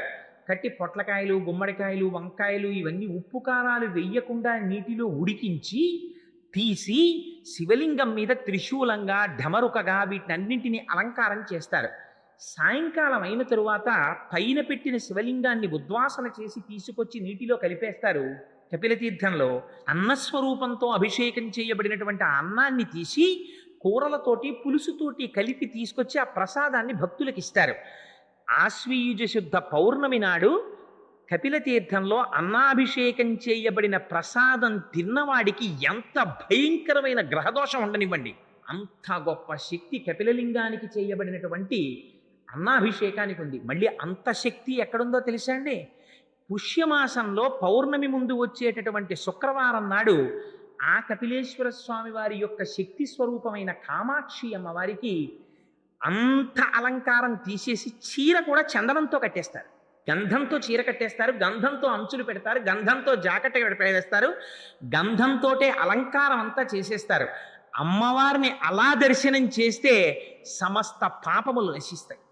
అంత గొప్ప క్షేత్రం కపిలతీర్థ క్షేత్రం. కపిలతీర్థం ఎంత గొప్ప క్షేత్రమో మీకు ఒక్క మాటలో చెప్పాలంటే, రాజేంద్ర చోళుడికి కలలోకి వచ్చారు స్వామివారు. కలలోకి వచ్చి ఇక్కడ సోమస్కంధమూర్తి ప్రతిష్ఠ చెయ్యమన్నారు. మీకు ఒక్క కపిలతీర్థంలోనే సోమస్కందుడు దర్శనమిస్తాడు. సా ఉమా స్కంధ ఒకే పీఠం మీద పరమేశ్వరుడు కూర్చుంటాడు, పార్వతీదేవి కూర్చుంటుంది. ఇంత బ్రహ్మణ్య జ్ఞానము కలిగినటువంటి సుబ్రహ్మణ్యుడు ఆడుకుంటూ పిల్లవాడిలా కాళ్ళు చేతులు పైకెత్తి ఆడుకుంటూ కనపడతాడు. ఒక పీఠం మీద ఉంటారు. అలా ఉంటే దాన్ని సోమస్కంధమూర్తి అంటారు. అక్కడ ఉన్న కాలభైరవుడు సంతాన రక్షక కాలభైరవుడు అని పేరు. పిల్లలకు ఏదైనా అనారోగ్యం వస్తే కపిలతీర్థంలో కాలభైరవుడిని దర్శనం చేస్తారు. దర్శనం చేసి దేవరాజ సేవ్యమాన పావనాంగ్రి పంకజం వ్యాలయజ్ఞ సూత్ర బిందు శేఖరం కృపాకరం నారదాది యోగి బృంద వందితం దిగంబరం కాశికాపురాధినాథ కాల భైరవం భజేత్తని ఆయన్ని ఒక్కసారి తలుచుకుంటే చాలు కపిలతీర్థంలో ఉన్న కాలభైరవుణ్ణి అర్ధరాత్రి వేళ ఎప్పుడైనా ప్రమాదకరమైన సమయంలో ఒక్కడు బయటికి వెళ్ళేటప్పుడు కపిలేశ్వర కాలభైరవ అని తలుచుకుని బయటికి వెడితే వాడికి విషక్రిముల వలన కాని దారి దొంగల వలన కాని భయం కలగకుండా స్వామి రక్షణ వహిస్తాడు. సోమస్కంధమూర్తి, సుబ్రహ్మణ్యుడు, నాగులపట్టి, కాలభైరవుడు, అమ్మవారు, అయ్యవారు ఇన్ని వెలిసిన క్షేత్రం. పైగా అది కూడా స్వయంభూ. వెంకటేశ్వర స్వామి వారు ఎలా స్వయంభువో కపిలతీర్థంలో ఉన్నటువంటి కపిలేశ్వరుడు కూడా స్వయంభూ. ఆ లింగం కూడా మొదట్లో తెల్లగా ఉంటుంది, మధ్యలో పచ్చగా ఉంటుంది, పైన ఎర్రగా ఉంటుంది, 3 రంగులతో ఉంటుంది. అన్నిటికన్నా చాలా ఆశ్చర్యకరమైనటువంటి విశేషం, ఆ ఆలయంలో కూడా పక్కనే చండీశ్వరుడు కూడా ఉంటాడు. చిటికల చండీశ్వరుడిని ఆయన దగ్గరికి వెళ్ళి మనం ఫలితాన్ని అపేక్షించి రావాలి. శివలింగాలు స్వయంభూలింగాలను ఉంటాయి, దైవిక లింగాలను ఉంటాయి. మనకి విశాఖపట్నంలో బుర్రా కేవ్స్లోకి వెడితే పైనుంచి నీటిధార కొండ పైనుంచి పడుతూ ఉంటుంది. పడితే నీటి చుక్క పడిన చోటల్లా శివలింగం పైకి లేస్తూ ఉంటుంది. అలా నీటి చుక్క పడినప్పుడల్లా పెరిగి అంతంతెత్తు పైకి లేచిపోయిన శివలింగాలు ఉన్నాయి బుర్రా గుహల్లో. అలా దైవికంగా ఏర్పడిన లింగాలైతే వాటిని దైవీ లింగాలు అంటారు. దేవతలు ప్రతిష్ఠిస్తే దేవతాలింగములు అంటారు. అలా కాకుండా ఋషులు ప్రతిష్ఠిస్తే వాటిని ఆర్షలింగములు అంటారు. మనుష్యులు ప్రతిష్ఠ చేస్తే మానుషలింగములు అంటారు. రాక్షసులు ప్రతిష్ఠ చేస్తే రాక్షసలింగములు అంటారు. నదుల యొక్క పరివాహంలో కోత చేత ఏర్పడితే బాణలింగములు అంటారు. ఇది ఒకదానికన్నా ఒకటి శక్తివంతం. ఇంత శక్తివంతం స్వయంభూలింగం కపిలతీర్థంలో. అటువంటి కపిలతీర్థంలో ఆ కపిలేశ్వర స్వామి వారి సన్నిధానంలో ఉన్నటువంటి కపిలతీర్థంలో తెలిసో తెలియకో ఆ మాధవుడు స్నానం చేశాడు. స్నానం చేసి రాత్రి పడుకున్నాడు. పరమ గాఢాంధకారం. ఆ రోజుల్లో ఎవ్వరూ కొండ మీదకి నడిచి ఎక్కేవారు కాదు. అటువంటి సమయంలో అతనికి లోపల నుంచి ప్రచోదనం కలిగింది. ఏది ఏమైపోని ఎంత పొరపాటు చేశాన్రా, ఇది వెంకటాచలం అంటే. మీరు తెలిసి కాని తెలియక కాని ఒకసారి ఆ కొండ పాదాల దగ్గరికి వెళ్ళారా, అంతగా లాక్కుని పాపరాశిని ధ్వంసం చేస్తుంది. ఇంకా ఇప్పటికే ఆలస్యం అయిపోయింది, నా జీవితంలో ఇన్ని తప్పులు చేశాను, ఒక్కసారి ఈ వెంకటాచల పర్వత శిఖరాలు అధిరోహించాలనుకున్నాడు. ఇంకా రాచపరివారాన్ని నిద్రలేపలేదు, తనకొక్కడికి ప్రమాదం వస్తుందని ఆలోచించలేదు. ఒక్కడు లేచి వెళ్ళిపోవడం మొదలెట్టాడు కొండ మీదకి. ఆ వెళ్ళిపోవడంలో విచిత్రం ఎక్కడ జరిగిందంటే, వెంకటాచల పర్వత శిఖరముల దాకా వెడుతున్నట్ట. అక్కడ వెంకటాచలంలో ఉండేటటువంటి చెట్లు, పుట్టలు, రాళ్ళు, చెరువులు, పక్షులు అందరూ కూడా శ్రీమన్నారాయణుడి గురించి తపస్సు చేసేటటువంటి మహాపురుషులందరూ అక్కడ ఉంటారు. అందుకే అనంతాళ్వార్లు భగవద్ రామానుజాచార్యుల వారిని కొండ మీదకి రమ్మని అడిగితే, నేను ఎక్కడికైనా వస్తాను కానీ తిరుమల కొండ మీదకి మాత్రం నేను రానన్నారు. అదేమి గురువుగారు అలా అంటున్నారు, ఒక్కసారి కొండ మీదకి రమ్మని అడిగితే, తిరుమల క్షేత్రం అంతా, కొండలు కొండలంతా, అదంతా సాలగ్రామమయం, వాటిని నా పాదాలతో తాకను, నేను రానన్నారు. అంటే అలా కాదు, మీరు వచ్చి తీరవలసిందే అని పట్టుపట్టారు. పట్టుపడితే రామానుజులు కొండ ఎలా ఎక్కారో తెలుసా అండి? కింద శరీర శోధనం చేసి, శరీర శోధనం అంటే కాలకృత్యములను కింద తీర్చుకుని, ఈ పాదములకి 2 తాళ్ళు తీసుకుని తాళ్ళు కట్టి, ఈ 2 తాళ్ళు భుజాల నుంచి వెనక్కి తిప్పి కంఠం వైపు నుంచి వెనక్కి వేసి ముడేసేసుకుని, పొరపాటున కూడా పాదం వెనక్కి పడకుండా మోకాళ్ళు కొట్టుకుపోతుండగా ఆ మోకాళ్లతో డేకుతూ పర్వతం ఎక్కారు. ఎక్కి పైకెక్కి అక్కడ ఉండేటటువంటి ఆచారాల్ని, సంప్రదాయాల్ని, అక్కడ జరిగే పూజా విధానాన్ని, వైఖానసులు అర్చన చెయ్యాలి కాబట్టి ఆయనేం వైఖానసుల జోలికి వెళ్ళలేదు. వైఖానసులే అర్చన చేసేటట్టుగా అక్కడ ఆచార సాంప్రదాయాలన్నింటినీ ఏర్పాటు చేసి తిరిగి వచ్చేస్తుంటే అనంతాళ్వార్లు అడిగారు, నాకు మీ విగ్రహం కావాలని. అప్పుడు రామానుజాచార్యులు వారి విగ్రహం చేయించి రామానుజులు కౌగిలించుకుని ఇచ్చారు. అందుకే మీకు భారతదేశంలో ఎక్కడ రామానుజుల మూర్తి అంత యవ్వనంలో ఉన్న మూర్తి తిరుమలలో ఉన్నది తప్ప ఇంకొకటి కనపడదు. అది ప్రతిష్ఠ చేయబడి ఉంటుంది భాష్యకారుల సన్నిధి అని. సరే, అందుచేత అంత పరమపావనమైన కొండ కనుక చిత్రం ఏమిటో తెలుసా అండి? మారు రూపాలలో ఉన్నటువంటి దేవతలు, ఋషులు వీళ్ళందరూ ముక్కులు మూసుకున్నారట మాధవుడు వస్తుంటే. ఆయన చేసిన పాపరాశి చేత ఆ పాపముల ఫలితము పైకి దుర్వాసన కింద కొడుతోంది. ఈయన వెంకటాచలం యొక్క కొండ మీదకి వచ్చాడు. రాగానే వెంకటాచలం మీద ఇలా పాదం పెట్టాడంతే. అందుకే దానికి ఇంకొక పేరు లేదు. తెలియక వెంకటేశ్వరుడు వెంకటేశ్వరుడు వెంకటాచలము అని దీర్ఘం తీసేస్తూ ఉంటారు. అసలు అందులో ఉన్న ఫలితం అంతా దీర్ఘంలోనే ఉంది. వేం కటతే, వేం పాపం కటతే యస్మాత్ పాపదహన శక్తిత. వేం అంటే పాపం, కటతే అంటే తీసేయడం. ఏ కొండ మీద మీరు వెళ్ళి కాలు పెట్టినంత మాత్రం చేత మీరు ఏ తపస్సు చేయకపోయినా అప్పటి వరకు మీ శరీరమునకు పట్టిన సమస్త పాప రాశి ధ్వంసము చేయబడుతుందో అటువంటి శక్తి కలిగిన కొండకి వెంకటాచలం అని పేరు. ఆ వెంకటాచలమిత్యేవ నామదేవ స్తదాజగుహు అన్నారు. అందుకని ఆ పర్వతానికి మేము ఇంకొక పేరు పెట్టలేదు, దాన్ని వెంకటాచలము అనే పిలిచాం. అంత శక్తిని ఇచ్చినవాడు ఆ పైన కూర్చున్నాడు కనుక ఆయన పేరు వెంకటేశ్వరుడు. వేం పాపమును కటతి తీయగలిగినటువంటి ఈశ్వరుడు సర్వజగన్నియామకుడు లోపలున్నాడు. అంత శక్తి ఉన్నవాడు లోపలున్నాడని మీరు గుర్తుపట్టడానికే ఆలయం బయట శంఖనిధి పద్మనిధి ఉంటారు.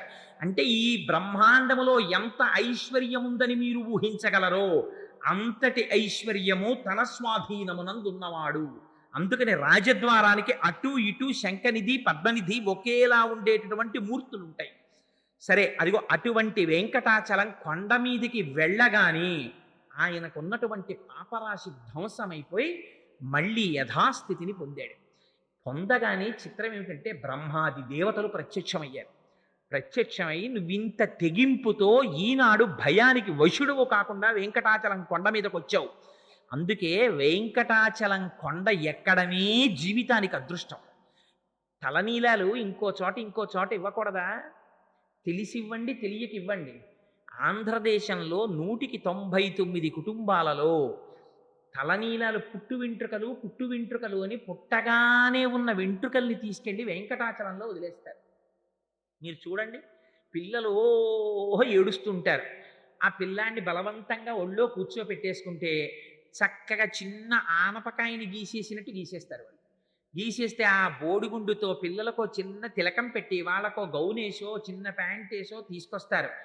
ఎంత ముచ్చటగా ఉంటారో పిల్లలందరూ. ఇది ఎక్కడిదో తెలుసా అండి? అజ్ఞానం.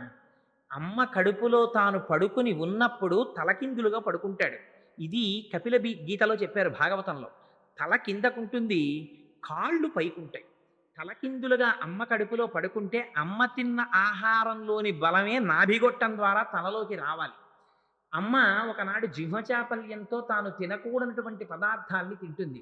తింటే ఆ వేడి వాతం తనలోకి ప్రసరిస్తాయి. గాఢాంధకారం, చర్మము, రక్తము, మాంసము, కొవ్వు, అస్థి, శుక్ల, మేధ అనబడేటటువంటి సప్త ధాతువులు లోపల ఏర్పడతాయి. 2 కాళ్ళు, 2 చేతులు, 4, 5 శిరస్సు, 7 కంఠము, 6 కంఠము, 7 హృదయము, 8 ఉదరం అనేటటువంటి 8 భాగాలు ఏర్పడతాయి. వీటితో పాటుగా 2 కళ్ళు, 2 ముక్కులు, 2 చెవులు, 6 నోరు, 7 మలద్వారం, 8 మూత్రద్వారము, 9 రంధ్రములు వస్తాయి.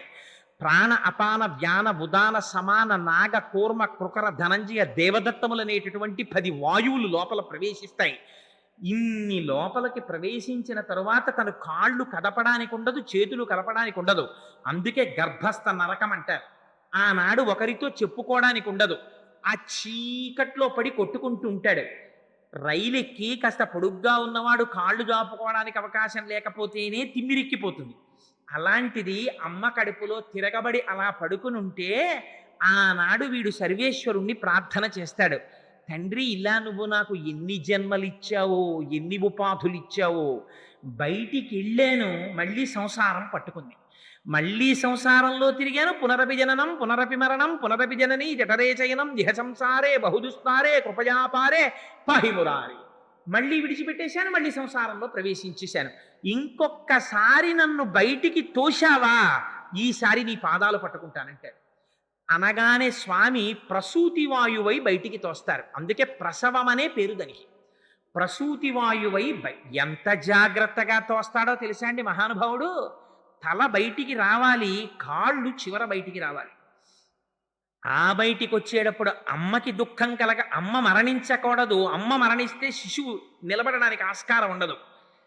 మరణ సదృశమైన వేదన కల్పించి అమ్మ కడుపులోంచి తాను పైకొస్తాడు.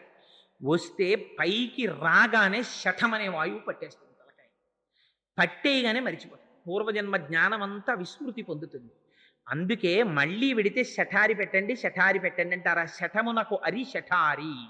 స్వామి పాదుకలు తల మీద పెట్టండి అంటారు. తను ఇక్కడికి ఎందుకు వచ్చాడో మళ్ళీ జ్ఞాపకం వస్తుంది ఆ పాదుకలు పెట్టించుకుంటే. అందుకే గర్భాలయం లోపలికే తప్ప బయటికి ఎగ్జిట్ గేటు గర్భాలయం వెనక గోడలోంచి పెట్టరు. ఇలా విడితే పృష్ఠభాగం చూపించకుండా ఎలా వెళ్ళావో అలాగే వెనక్కి అడుగులు వేసుకుని బయటికి రా అంటారు. అంటే ఒకసారి వెళ్ళింది ఆయనలో చేరిపోవడానికే తప్ప ఆయన్ని దాటి వెళ్ళిపోవడానికి నీకు ఇంకేం లేదు. ఆయనలో కలవడమే జన్మ యొక్క సార్థకత. కానీ అది మరిచిపోయింది. ఈ రహస్యం అమ్మ ఎక్కడ చెప్తుందో తెలుసా అండి?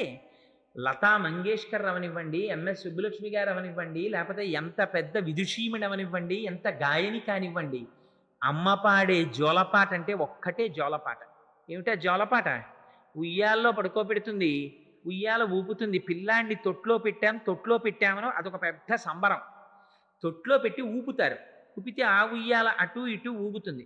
ఊగితే అమ్మ అంటుంది, వీడు ఏడుపు మానేస్తాడు ఉయ్యాల్లో పట్టుకోగానే. అలా ఏడుపాపిన పిల్లాన్ని చూసి అళరా హాయి అంటుంది. ఓరి నీ అసాధ్యం కోలా, ఇది నీకు అలవాటు పడిపోయిందిరా. ఇక్కడ పుడతావు, అక్కడ చస్తావు. ఏం ప్రయాణం చేశావు? గానుగెద్దెక్కినవాడు కాశీ వెళ్ళలేనట్టు ఉయ్యాల ఎక్కి ఊగినవాడు పొద్దున్నుంచి సాయంకాలం వరకు ప్రయాణంలోనే ఉన్నాడు, ఊగుతూనే ఉన్నాడు. ఎక్కడికి వెళ్ళాడు? ఎక్కడికి వెళ్ళలేదు, అక్కడే ఉన్నాడు ఉయ్యాల అయిపోతుంది. అలా నువ్వు ఇలా శరీరం తీసుకుని వస్తూనే ఉన్నావు, వెళ్ళిపోతూనే ఉన్నావు. నువ్వు ఒక్క మెట్టు ఎక్కింది లేదురా. లోపల స్వామికి ప్రమాణం చేశావు, బయటికి వచ్చావు, వస్తూనే అజ్ఞానం వెంట తెచ్చేసుకున్నావు. ఉయ్యాల ఎక్కావు, మళ్ళీ మొదలెట్టావు సంతోషం సంతోషం అని. ఇదిగో మళ్ళీ నీకు మొదలు. అక్కడ పుడతావు, ఇక్కడ చేస్తావు, ఇక్కడ చేస్తావు, అక్కడ పుడతావు. అమ్మ అలా కఠినంగా మాట్లాడకూడదు కదా. ఇంత వేదాంత జ్ఞానాన్ని అమ్మ జోలపాటలో పెట్టేశారు పెద్దవాళ్ళు. అందుకని ఆ పుట్టు వెంట్రుకల్ని మళ్ళీ పట్టినటువంటి అజ్ఞానాన్ని మన పెద్దలు ఎక్కడ తీసేస్తారు? వేం కటతే పాపం, వేం పాపం కటతే యస్మాత్ పాపదహన శక్తితః. ఈ బుర్రలోకి మళ్ళీ సాంసారికమైన విషయముల యందు తాదాత్మ్యత చెంది నీ పాదముల యందు విస్మృతి లేనటువంటి జ్ఞానాన్ని భక్తిని వీడికి స్వామి అని ప్రార్థన చేస్తారు తల్లిదండ్రులు. అందుకని పుట్టు వెంట్రుకలు తీసుకెళ్ళి పరమాత్మకు అర్పిస్తారు. లేకపోతే ఆయనకి ఎందుకు ఆ పుట్టు వెంట్రుకలు? వాడిని సృష్టించిన వాడు ఆ వెంట్రుకలు ఆయన సృష్టించుకోలేడేంటి? ఇది వెంకటాచలం యొక్క మహాత్యం అంటే. అందుకని ఆ స్వామి దగ్గరికి వెడితే దాని పేరు వెంకటాచలం. అందుకని మాధవుడు ఒక్కసారి వెంకటాచల పర్వతం మీదకి వెళ్ళగానే ఆయన పాపం పోయింది. బ్రహ్మాది దేవతలు వచ్చి వరమిచ్చారు. నువ్వు ఒక్కసారి ఈ కొండ మీదకి వెళ్ళావా, అక్కడ తింత్రిణీ వృక్షం కింద పుట్ట ఉంది, చింత చెట్టు కింద. పుట్టలో శ్రీనివాసుడు ఉన్నాడు. ఒక్కసారి నువ్వు ఆ స్వామికి నమస్కారం చేసి, అక్కడ స్వామి పుష్కరిణి ఉంది, స్వామి పుష్కరిణిలో స్నానం చేసి కిందకి దిగావా, సుధర్ముడనేటటువంటి రాజుకి నువ్వు సువీరుడనేటటువంటి పేరుతో కొడుకువై పుడతావు. ఆకాశరాజువై పుడితే నీ కడుపున పుట్టబోయేటటువంటి కుమార్తెని రాబోవు కాలంలో వెంకటాచలపతి పరిణయం చేసుకుంటారు. పరమాత్మకి పిల్లనిచ్చినటువంటి మామగారి వైభవాన్ని పొందుతావు. పునరావృత్తి రహిత శాశ్వత శివ సాయుధ్యమును పొందుతావు. అందుకని ఇది వెంకటాచలం మీదకి రావడం అంటే ఉన్నటువంటి పుణ్యం. అందుకని మాధవ నీ జన్మ సార్థకతని పొందింది అన్నారు. ఆ పుష్కరిణిలో స్నానం చేశాడు, ఆదివరాహస్వామిని దర్శించాడు, స్వామికి నమస్కారం చేశాడంతే ఆయన శరీరాన్ని విడిచిపెట్టి ఆకాశరాజు అయ్యాడు. వెంకటాచల పర్వత శిఖరమునకు ఉండేటటువంటి గొప్పతనాన్ని ఆవిష్కరించడం కోసమని, వెంకటాచలం అనే పేరుతో ఆ పర్వతం ఎందుకున్నదో మనకి చెప్పడం కోసమని ఈ ఇతిహాసాన్ని పెద్దలు పురాణంలో వ్యాస భగవానుడు భవిష్యోత్తర పురాణంలో వరాహారి పురాణములలో ఉల్లేఖించారు. అందుచేత అది వెంకటాచలం అంటే. ఆ వెంకటాచలం ఇవాళ మనం 7 కొండలుగా పిలుస్తుంటాం. అందుకే అక్కడికొచ్చి సేవించేవి ఎన్నో వస్తాయి. ధాటి శుతే విహగరాజ మృగాధిరాజ నాగాధిరాజ గజరాజ హయాధిరాజా స్వస్మాధికార మహిమాధికమర్థయంతే శ్రీ వెంకటాచలపతే తవ సుప్రభాతం. నిజంగా సుప్రభాతం శనివారం నాడు బ్రాహ్మీ ముహూర్తంలో 4 గంటలకో వెళ్ళి కూర్చుని మీరు మనసా దర్శనం చేస్తూ చదవండి.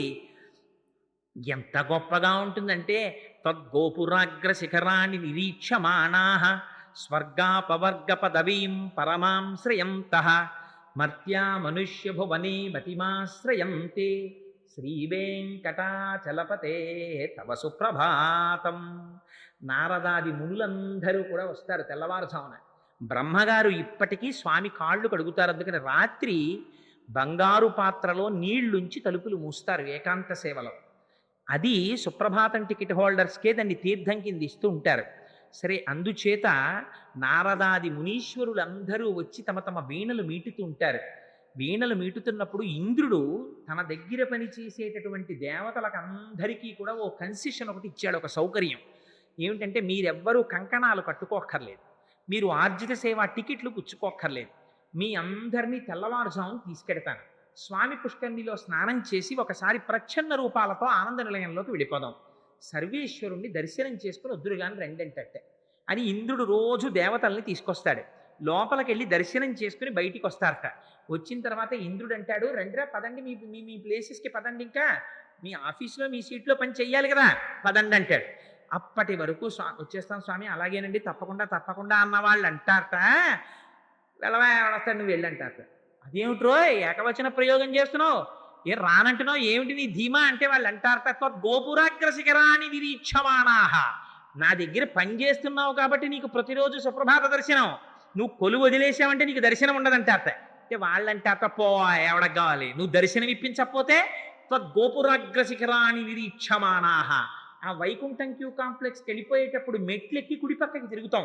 తిరిగి వైకుంఠానికి వెళ్ళేటప్పుడు మీరు ఒక్కసారి అక్కడ నిలబడి ఇలా చూడండి, ఇలా ఇలా ఇలా ఇలాగా కెరటాలు వెడుతున్నట్టుగా వైకుంఠం క్యూ కాంప్లెక్స్ తాలూకా రూఫ్ అంతా కనపడుతూ ఉంటుంది. దాని మధ్యలో శీతాకాలంలో మంచు పొగొస్తున్నట్టుగా లోపల నుంచి ఆ వేయబడినటువంటి దీపముల యొక్క ప్రకాశం ప్రతిఫలిస్తుంటే పొగొస్తోందా అన్నట్టుగా ఆనంద నిలయ విమానం వెలిగిపోతూ దర్శనమిస్తుంది. వాళ్ళు అంటారట, ఎవడికి కావాలి నువ్వు దర్శనం ఇప్పించకపోతే, మాకు గోపురం చాలు. తద్గోపురాగ్రశిఖరాని నిరీక్షమాణాహ స్వర్గాపవర్గ పదవీం పరమాంశ్రయంతః. మాకు అక్కర్లేదు ఆ పదవులు, వదిలవతల మారేస్తాం, మేము ఇక్కడ కూర్చున్న గోపురాలు చూస్తూ ఉండిపోతాం అంటారట. అది వెంకటాచలం, అది ఆయన యొక్క సౌందర్యం, అది ఆ అందం పరమాత్మది. అందుచేత అదిగో అటువంటి స్వరూపం కనుక ఆ స్వామి దర్శనం చెయ్యాలంటే ఇవాళ మనం అదే కొండని, కొండకున్న పేరు ఒక్కటే కొండ, కానీ మనం దాన్ని 7 కొండల పేర్లతో పిలుస్తాం. మనకి తెలిసి 7 కొండల పేర్లే, అసలు పురాణంలో దానికి ఎన్ని పేర్లు ఉన్నాయో తెలుసా అండి? అసలు దాని పేరు కనకాద్రి. కనకాద్రి అంటే చూడగలిగిన కంటితో చూడగలిగినటువంటి వాడికి ఆ కొండ బంగారు రంగులో మెరిసిపోతూ కనపడుతుంది. మనకెవ్వరికి కూడా అలా కనపడదు, ఆకుపచ్చగా చెట్లతో కనపడుతుంది. అలా కనపడుతుంది కాబట్టి దాని పేరు కనకాద్రి. కాదు కాదు, అసలు ఆ కొండ పేరు శ్రీనివాసాద్రి. శ్రీనివాసుడిగా స్వామి ఉన్నాడు అక్కడ. అక్కడ ఉన్న స్వామి ఫలితం ఇచ్చేటటువంటి వాడిగా వెంకటేశ్వరుడు, కానీ ఆయన పేరు శ్రీనివాసుడు. కానీ పక్కన మాత్రం అమ్మవారు ఉంటుంది. అది విచిత్రం. ఏకబేరమూర్తి అయి ఉంటారంటే పరబ్రహ్మమై శక్తియుతుడై ఉంటాడు. పక్కన అమ్మవారు ఉండక్కర్లేదు ఆయనకి, అమ్మ ఆయనతో కలిసే ఉంటుంది, లేకపోతే ఇంత పాపం ఎలా తీస్తున్నాడు? అందుకని ఏకబేరమూర్తి అయి ఉంటారు. అటువంటి స్వామి దర్శనానికి మీరు 7 కొండలుగా ఎక్కుతారు. ఏమిటవి? మొట్టమొదట ఎక్కవలసినటువంటి కొండ గరుడాద్రిని కూడా మీరు అధిరోహించిన తరువాత రావలసినటువంటిది అంజనాద్రి. అంజనాద్రి తర్వాత రావలసినది శేషాద్రి. శేషాద్రి తర్వాత రావలసినది వెంకటాద్రి. వెంకటాద్రి తర్వాత నారాయణాద్రి. 7 కొండలుగా ఎక్కుతాం. అసలు అది 7 కొండలు, 7 కొండలండంలో 7 కొండలవాడ వెంకటరమణ గోవింద గోవింద అని పిలవడంలో రహస్యం అంతా పెట్టేశారు. అందుకని ఇంకో పేరు పెట్టలా. అక్కడికి వెడితే నీకు తెలుసో తెలీదో ఇలా అను చాలంటారు. 7 కొండలవాడ వెంకటరమణ అంటారు, మనం గోవింద గోవింద అంటుంటాం. ఏమిటి 7 కొండలవాడ 7 కొండలవాడ ఎందుకు ఆ పేరు? అసలు 7 అన్న మాట చాలా మంది నోటితో పలకరు, 6 అంటారు. అలాంటిది 7 7 అని 7 కొండలవాడు ఎందుకు అయ్యాడు? అసలు సృష్టి రహస్యం అంతా 7లో ఉంది. అందుకే సంగీతం నాదోపాసనమైంది. సరిగమ పద నిసాని అవరోహణ చేస్తే, స్వామి నుంచి కిందకు వచ్చేస్తే అజ్ఞానంతో ఉన్నవాడు మళ్ళీ ఆరోహణ చేసి స్వామిలో కలిసిపోవాలి. అందుకే రాగాల ఆరోహణ అవరోహణ అవుతుంది, అది నాదోపాసనం అవుతుంది. కాదు కాదు, మీరు ఆనంద నిలయాధీశుడిగా చూసేటటువంటి పరమాత్మని స్త్రీగా చూస్తున్నారా? పురుషుడిగా చూస్తున్నారా, ఎలా చూస్తున్నారు? ఎవరు ఎలా చూస్తే అలా, ఆయనకేం ఇబ్బంది లేదు. ఆయనకి అసలు నామమా రూపమా మీ ఇష్టం. స్త్రీగా చూస్తారా, భుజముల మీద వరకు పడిపోయినటువంటి కేశములతో ఉంటాడు. ఇలా తిన్నగా నిటారుగా ఉండకుండా కొంచెం పక్కకి వంగి ఉంటాడు. సన్నటి నడువుతో ఉంటాడు. శుక్రవారం నాడు అభిషేకం చేయించుకుంటాడు. బాలాజీ అని అమ్మవారి పేరు పెట్టుకుంటాడు. కాదు కాదు, నాకు ఒక్క పర్ది పెద్ద జటాజూటంతో శివుడిలా కనపడాలి. ఆయనకేం బాధ, శివుడిలాగే కనపడతాడు. కాదండి, నాకు శంఖ చక్ర గదాపద్మములతో శ్రీ మహావిష్ణువుగా కనపడాలి. శంఖచక్రం సకిరీట కుండలం సపీత వస్త్రం సరసీరుహేక్షణం సహారవక్షస్థల శోభికౌస్తుభం నమామి విష్ణుం శిరసా చతుర్భుజం అలా కనపడతాడు. అందుకే శాస్త్రంలో అసలు ఆ కొండకొండ పేరేమిటో తెలుసా? శ్రీశైలం. శ్రీశైలే పూరయిష్యామి కించిత్ కాలాదనంతరం అన్నారు వెంకటేశ్వర స్వామి వారు. అసలు ఆ కొండ పేరు శ్రీశైలం. దాన్ని మనం తిరుమలై అంటున్నాం. తిరుమలై అన్నది ఎవరన్నారంటే ద్రవిడ భాష మాట్లాడే వాళ్ళు అన్నారు. తిరు అంటే శ్రీ, తిరు ఎంజి రామచంద్రన్ అంటూ ఉంటారు వాళ్ళు. తిరు అంటే శ్రీ, మలై అంటే శైలం, శ్రీశైలం. ఇక్కడో శ్రీశైలం, అక్కడో శ్రీశైలం. ఇక్కడున్న శ్రీశైలం శ్రీనివాసుడిది, అక్కడున్న శ్రీశైలం శ్రీగిరివాసుడై ఉంటాడు. ఈ ఇరువురు మొనరాయి చేయింది అన్నారు ఆళ్వారులు. వీళ్ళు రెండుగా కనబడుతున్న వారు ఒక్కరై ఉన్నారు అన్నారు. అందుకని ఆయన మీరు చూడడంలో ఉంటుంది. మీరు ఎలా చూడండి, ఆయన ఉద్ధరిస్తాడు. మీరు చూడడం అంటూ చూస్తే చాలు, అది ఆయన కోరిక. అసలంటూ చూస్తే మీరు ఎలా ముచ్చటపడి చూస్తే అలా కనబడతాడు. ఆయనకేం బాధ. ఇది వెంకటేశ్వర స్వామి వారిలో ఉన్నటువంటి గొప్పతనం. అంతటి దయాళువైనటువంటి పరమాత్మ ఏడుకొండలగా మనం పైకెక్కడం ఎందుకు అంటే అందులో రహస్యం చెప్పారు. మూలాధారము, స్వాధిష్టానము, మణిపూరము, అనాహతము, విశుద్ధి, ఆజ్ఞ, సహస్రారము అని 7 చక్రములు దాటాలి. దాటి సహస్రారంలో పరమశివ పర్యంక నిలయాం కింద ఆనంద దర్శనం అవ్వాలి. అలా ఆనంద దర్శనాన్ని పొంది తనలో తాను రమించిపోలేకపోతున్నాడు. వీడి మనస్సు పరమాత్మ యందు నిలబెట్టలేకపోతున్నాడు కలి యొక్క ప్రేరణ చేత అని పరమాత్మ సులభ సాధ్యుడై ఇవాళ 7 కొండల మీద తాను నిలబడి, మనం కాళ్లతో తొక్కుతూ వెళ్ళినా, చెప్పులతో తొక్కుతూ వెళ్ళినా, రైల్లో వెళ్ళినా, బస్సులో వెళ్ళినా, కారులో వెళ్ళినా, ఆఖరికి ఇవాల్టి రోజున కొండ మీద మలమూత్ర విసర్జన చేసినా మహానుభావుడు ఒప్పుకుంటున్నాడు. పాపరాశి పెరిగిపోతున్న కొద్దీ తనంత దయాళు అయిపోతున్నాడు.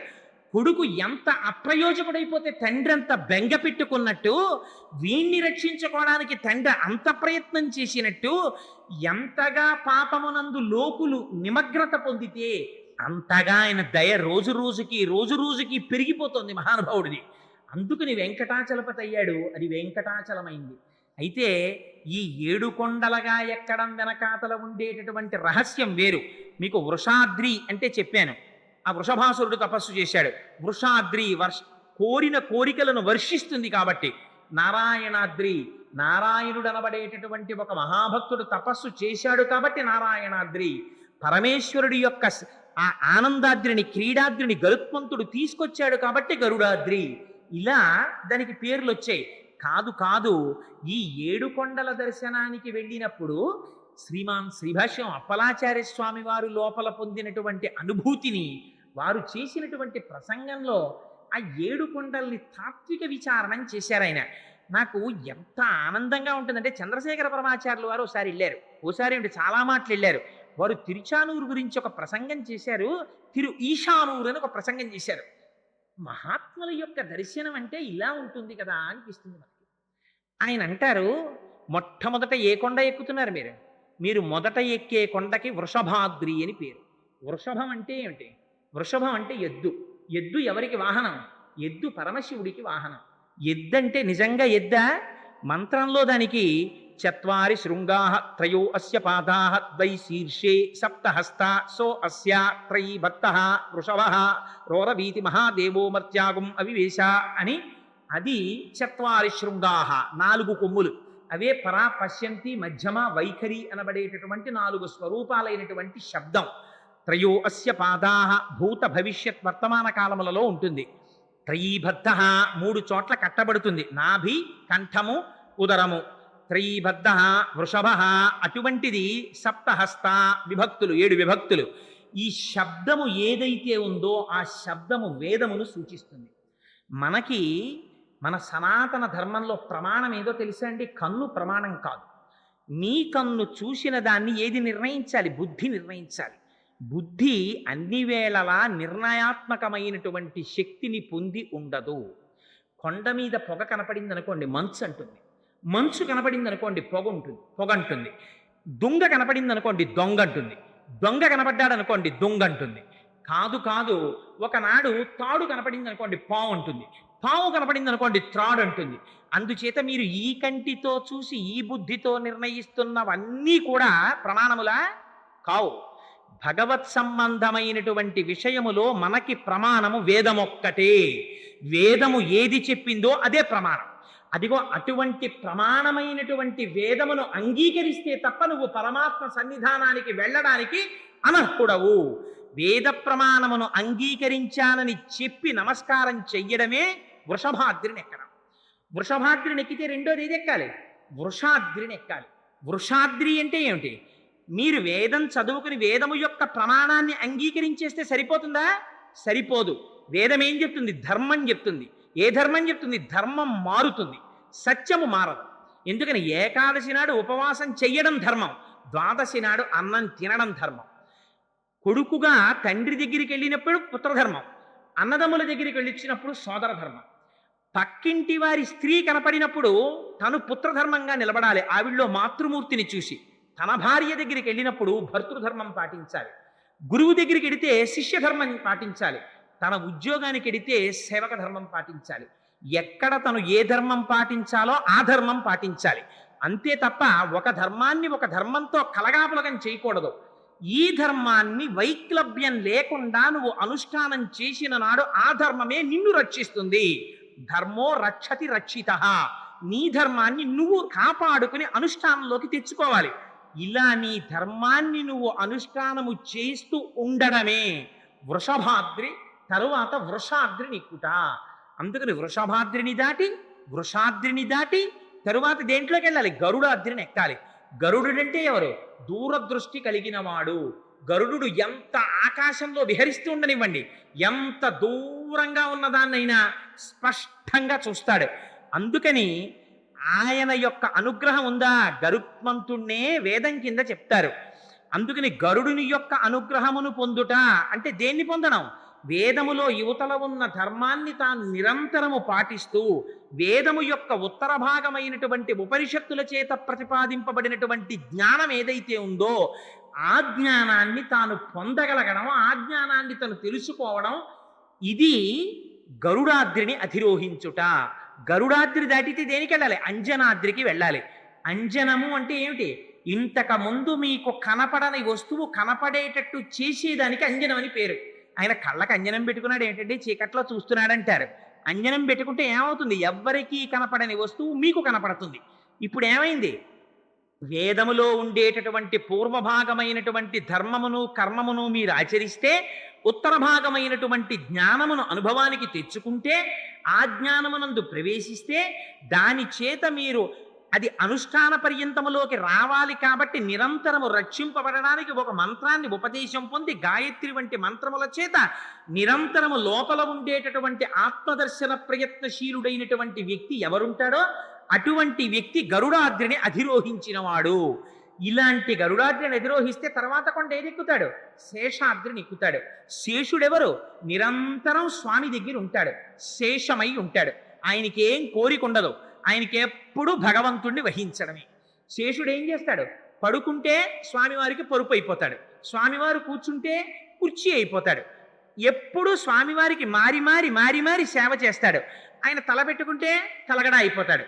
ఆయన అవతారం తీసుకుని వస్తే ఒకసారి త్రేతాయుగంలో లక్ష్మణుడు అయ్యొచ్చాడు బెంగెట్టుకున్నట్ట.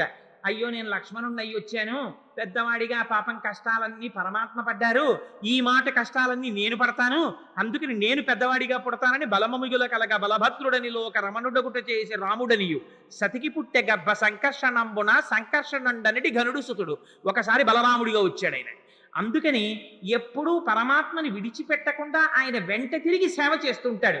ఇదే పానీయంబులు త్రాగుచున్ కొడుచుచున్ భాషించుచున్ హాసలీలా నిద్రాదులు చేయుచున్ తిరుగుచున్ లక్షించుచున్ సంతత శ్రీనారాయణ పాదపద్మ యుగళీ చింతామృతాస్వాద సందానుండై మరచన్ సురారిసుకుడే తద్విశ్వముంధువర. ఏది చేస్తున్నా ఆ భగవంతుడి సేవగా చేస్తూ పొంగిపోతూ చేసిన వాడికి ఫలమునందు అపేక్ష ఉండదు. ఒకసారి సంకల్పం చేస్తాడు, సర్వేశ్వరుడికి నమస్కారం చేసుకుంటాడు, బయలుదేరుతాడు. ఫలితం వచ్చిందా సంతోషిస్తాడు, ఫలితం రాలేదా ఫలితం రాలేదని అనడు. మీరు అది జ్ఞాపకం పెట్టుకోవాలి. తండ్రి సుశిక్షితుడైన కుమారుడు అనుకోండి, చాలా ధర్మం తెలిసిన కొడుకుని ఈ పని నువ్వు చెయ్యకు అన్నాడు అనుకోండి. కుమారుడు అడగడు తండ్రిని, నాన్నగారు ఈ పని నన్ను ఎందుకు చెయ్యొద్దన్నారండి అనడు. ఏమో మా నాన్నగారు నన్ను ఈ పని చెయ్యొద్దు అన్నారు అంటే ఆ పని నేను చెయ్యడం చేత నాకేదో ప్రమాదం పొంచి ఉందన్నమాట, అందుకే నన్ను నాన్నగారు ఆ పని చెయ్యొద్దు అన్నంటారు అని వెళ్ళిపోతాడు. పింకివాడైన కొడుకు ఏం చేస్తాడు, నాకు నాన్నగారు చేయనివ్వలేదు అది చేయనివ్వలేదు అంటాడు. అందుకని కర్మము యొక్క ఫలితాన్ని సంగము లేకుండా త్యాగము చేసినటువంటి భక్తుడు ఏది రానివ్వండి, ఫలితము తను అనుకున్నది రానివ్వండి, రాకపోనివ్వండి, మనస్సునందు కుంది భగవంతుడి పాదములు విడిచిపెట్టడు. ఇక్కడే మీకు తేడా వచ్చేస్తుంది. కామ్యముతో భగవంతుని ఆరాధన చేసిన వాడు తన కోరిక తీరలేదా భగవంతుడికి దూరం అయిపోతాడు. ఎందుకంటే నా కోరిక తీరలేదు, ఏం నేను భగవంతుడి దగ్గరికి వెళ్ళేది, అధిక్షేపిస్తాడు. భగవంతుని యందు మనస్సు నిమగ్నమై ఉందనుకోండి, ఒకవేళ నిజంగా వాడి కోరిక తీరకపోయినా కోరిక తీరకపోవడంలో భగవంతుడిని చూసుకుని ఆనందిస్తాడు. తుకారాం గారికి గయ్యాళి భార్య వచ్చింది. పరమాత్మ ఎంత అదృష్టవంతున్నయ్యా, గయ్యాళి భార్యని ఇచ్చావు, అందుకని నాకు సంసారం మీద మోహం లేకుండా పోయిందన్నాడు. తప్ప నాకు ఇంత గయ్యాళి భార్యని ఇచ్చావు, జీవితంలో సుఖశాంతులు లేకుండా చేసేసావు తండ్రి అని అనలేదు. తులసీదాసు గారికి భార్య లోయి ఒక్క మాటతో జ్ఞానాన్ని ఇచ్చింది. అంత గొప్ప భార్యనిచ్చావు తండ్రి, దానివల్ల నేను రామచంద్రమూర్తికి భక్తుండయ్యానన్నారు. నిన్ను సేవింపక నాపదల్పడమని నిత్యోత్సవం బబ్బని జనమాతృండనని సంసార మోహంబు పైకొనని జ్ఞానము కల్గని గ్రహగతుల్ కుందింపని మేలు వచ్చిన రాణి అవి నాకు భూషణములే శ్రీకాళహస్తీశ్వర.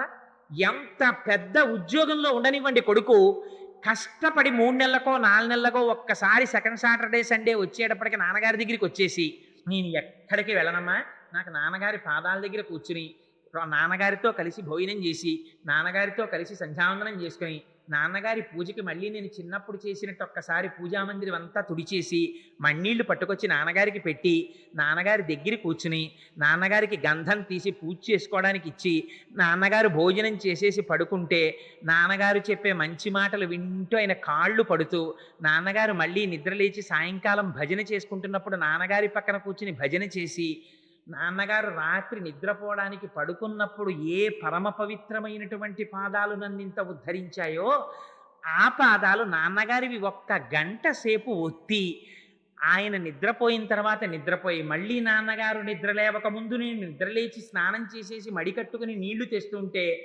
నిద్రలేచిన నాన్నగారు నన్ను చూసి, ఒరే నువ్వు వచ్చావురా, ఇవాళ చూసావా మಣ್ಣీళ్లు తెచ్చేసావని పొంగిపోతున్న నాన్నగారి ముఖం చూసుకోవడానికి వచ్చానమ్మా అన్న కొడుకుని చూసి తండ్రి అంతా పొంగిపోతాడు. అంతేగాని నాన్నగారు ఈలోగా ఎవరికన్నా ఏమైనా రాసి ఇచ్చేస్తారేమో అని బెంగెట్టుకుని వస్తుంటానమ్మా నెలకోసారి అన్నాడు అనుకోండి, ఎంత అసహ్యంగా ఉంటుంది. ఆ తండ్రికి ఎవరికి ఇస్తాడు, వీడికి ఇస్తాడు. కానీ అలా అంటే ఎంత అసహ్యంగా ఉంటుంది. వెంకటాచలానికి వెళ్ళి వెంకటేశ్వర స్వామి వారి యొక్క దర్శనం చెయ్యకుండా ఉండలేక జుత్తు కొంచెం పెద్దదైపోతే స్వామి నిన్ను చూసి ఇన్నాళ్ళు అయిపోయిందా అని తల దువ్వుకుంటున్నప్పుడు అలా బెంగొచ్చి 2 రోజులు సెలవులు వచ్చాయని వచ్చేసానండి, ఇదేం పెద్ద టౌన్కి వేసుకోక్కర్లేదు, వెళ్ళి స్వామి దర్శనం చేసుకుని పొంగిపోయి అమ్మయ్య స్వామి మళ్ళీ నీ దగ్గరికి వచ్చేసానయ్యా అని పొంగిపోయి తిరిగి వచ్చేసారనుకోండి, మీరు చూసుకోవాలా ఆయన చూసుకుంటాడా? నేను చూసుకుంటానన్నాడు ఆయన. ఎవరు నా గురించి తాపత్రయపడుతున్నాడో వాడిని రక్షించుకోవడం నా ధర్మం అన్నాడు. పిల్లవాడికి ఏం తన రక్షణ తను చూసుకోడు, పెరట్లో ఆడుకుంటుంటాడు. వంట చేసుకుంటున్న అమ్మ 10 నిమిషాలకు ఒకసారి వచ్చి బాల్కనీలోంచి పిల్లాడు ఏం చేస్తున్నాడో చూసుకుంటుంటుంది, అమ్మ వీడు ఎక్కడ పడిపోతాడో అని. రక్షించుకోవడం అమ్మ ధర్మం అయినట్టు నిద్రపోతున్న అమ్మ నిద్దట్లో కూడా పిల్లవాడిని తడువుకుని తన దగ్గరికి చేర్చుకున్నట్టు మనం ప్రమత్తతతో ఉన్న తాను అప్రమత్తుడై తన పాదముల దగ్గరికి తాను లాక్కుంటూనే ఉంటాడు. ఇది దర్శనం. అందుకని పుణ్యాపుణ్యములను లేకపోతే ఫలితాన్ని అపేక్షించకుండా కేవలం భగవత్ప్రీతి కొరకు కర్మాచరణం అనేటటువంటి స్థాయిని మీకు ఇవ్వగలిగినటువంటిది వెంకటాద్రి. ఇప్పుడు ఏమైంది? మీరు చేసే పని చేత పాపమో పుణ్యమో మీకేమైనా వచ్చిందా? ఏది చేసినా మీ మనస్సు ఎప్పుడూ భగవంతుడి దగ్గరే ఉంది.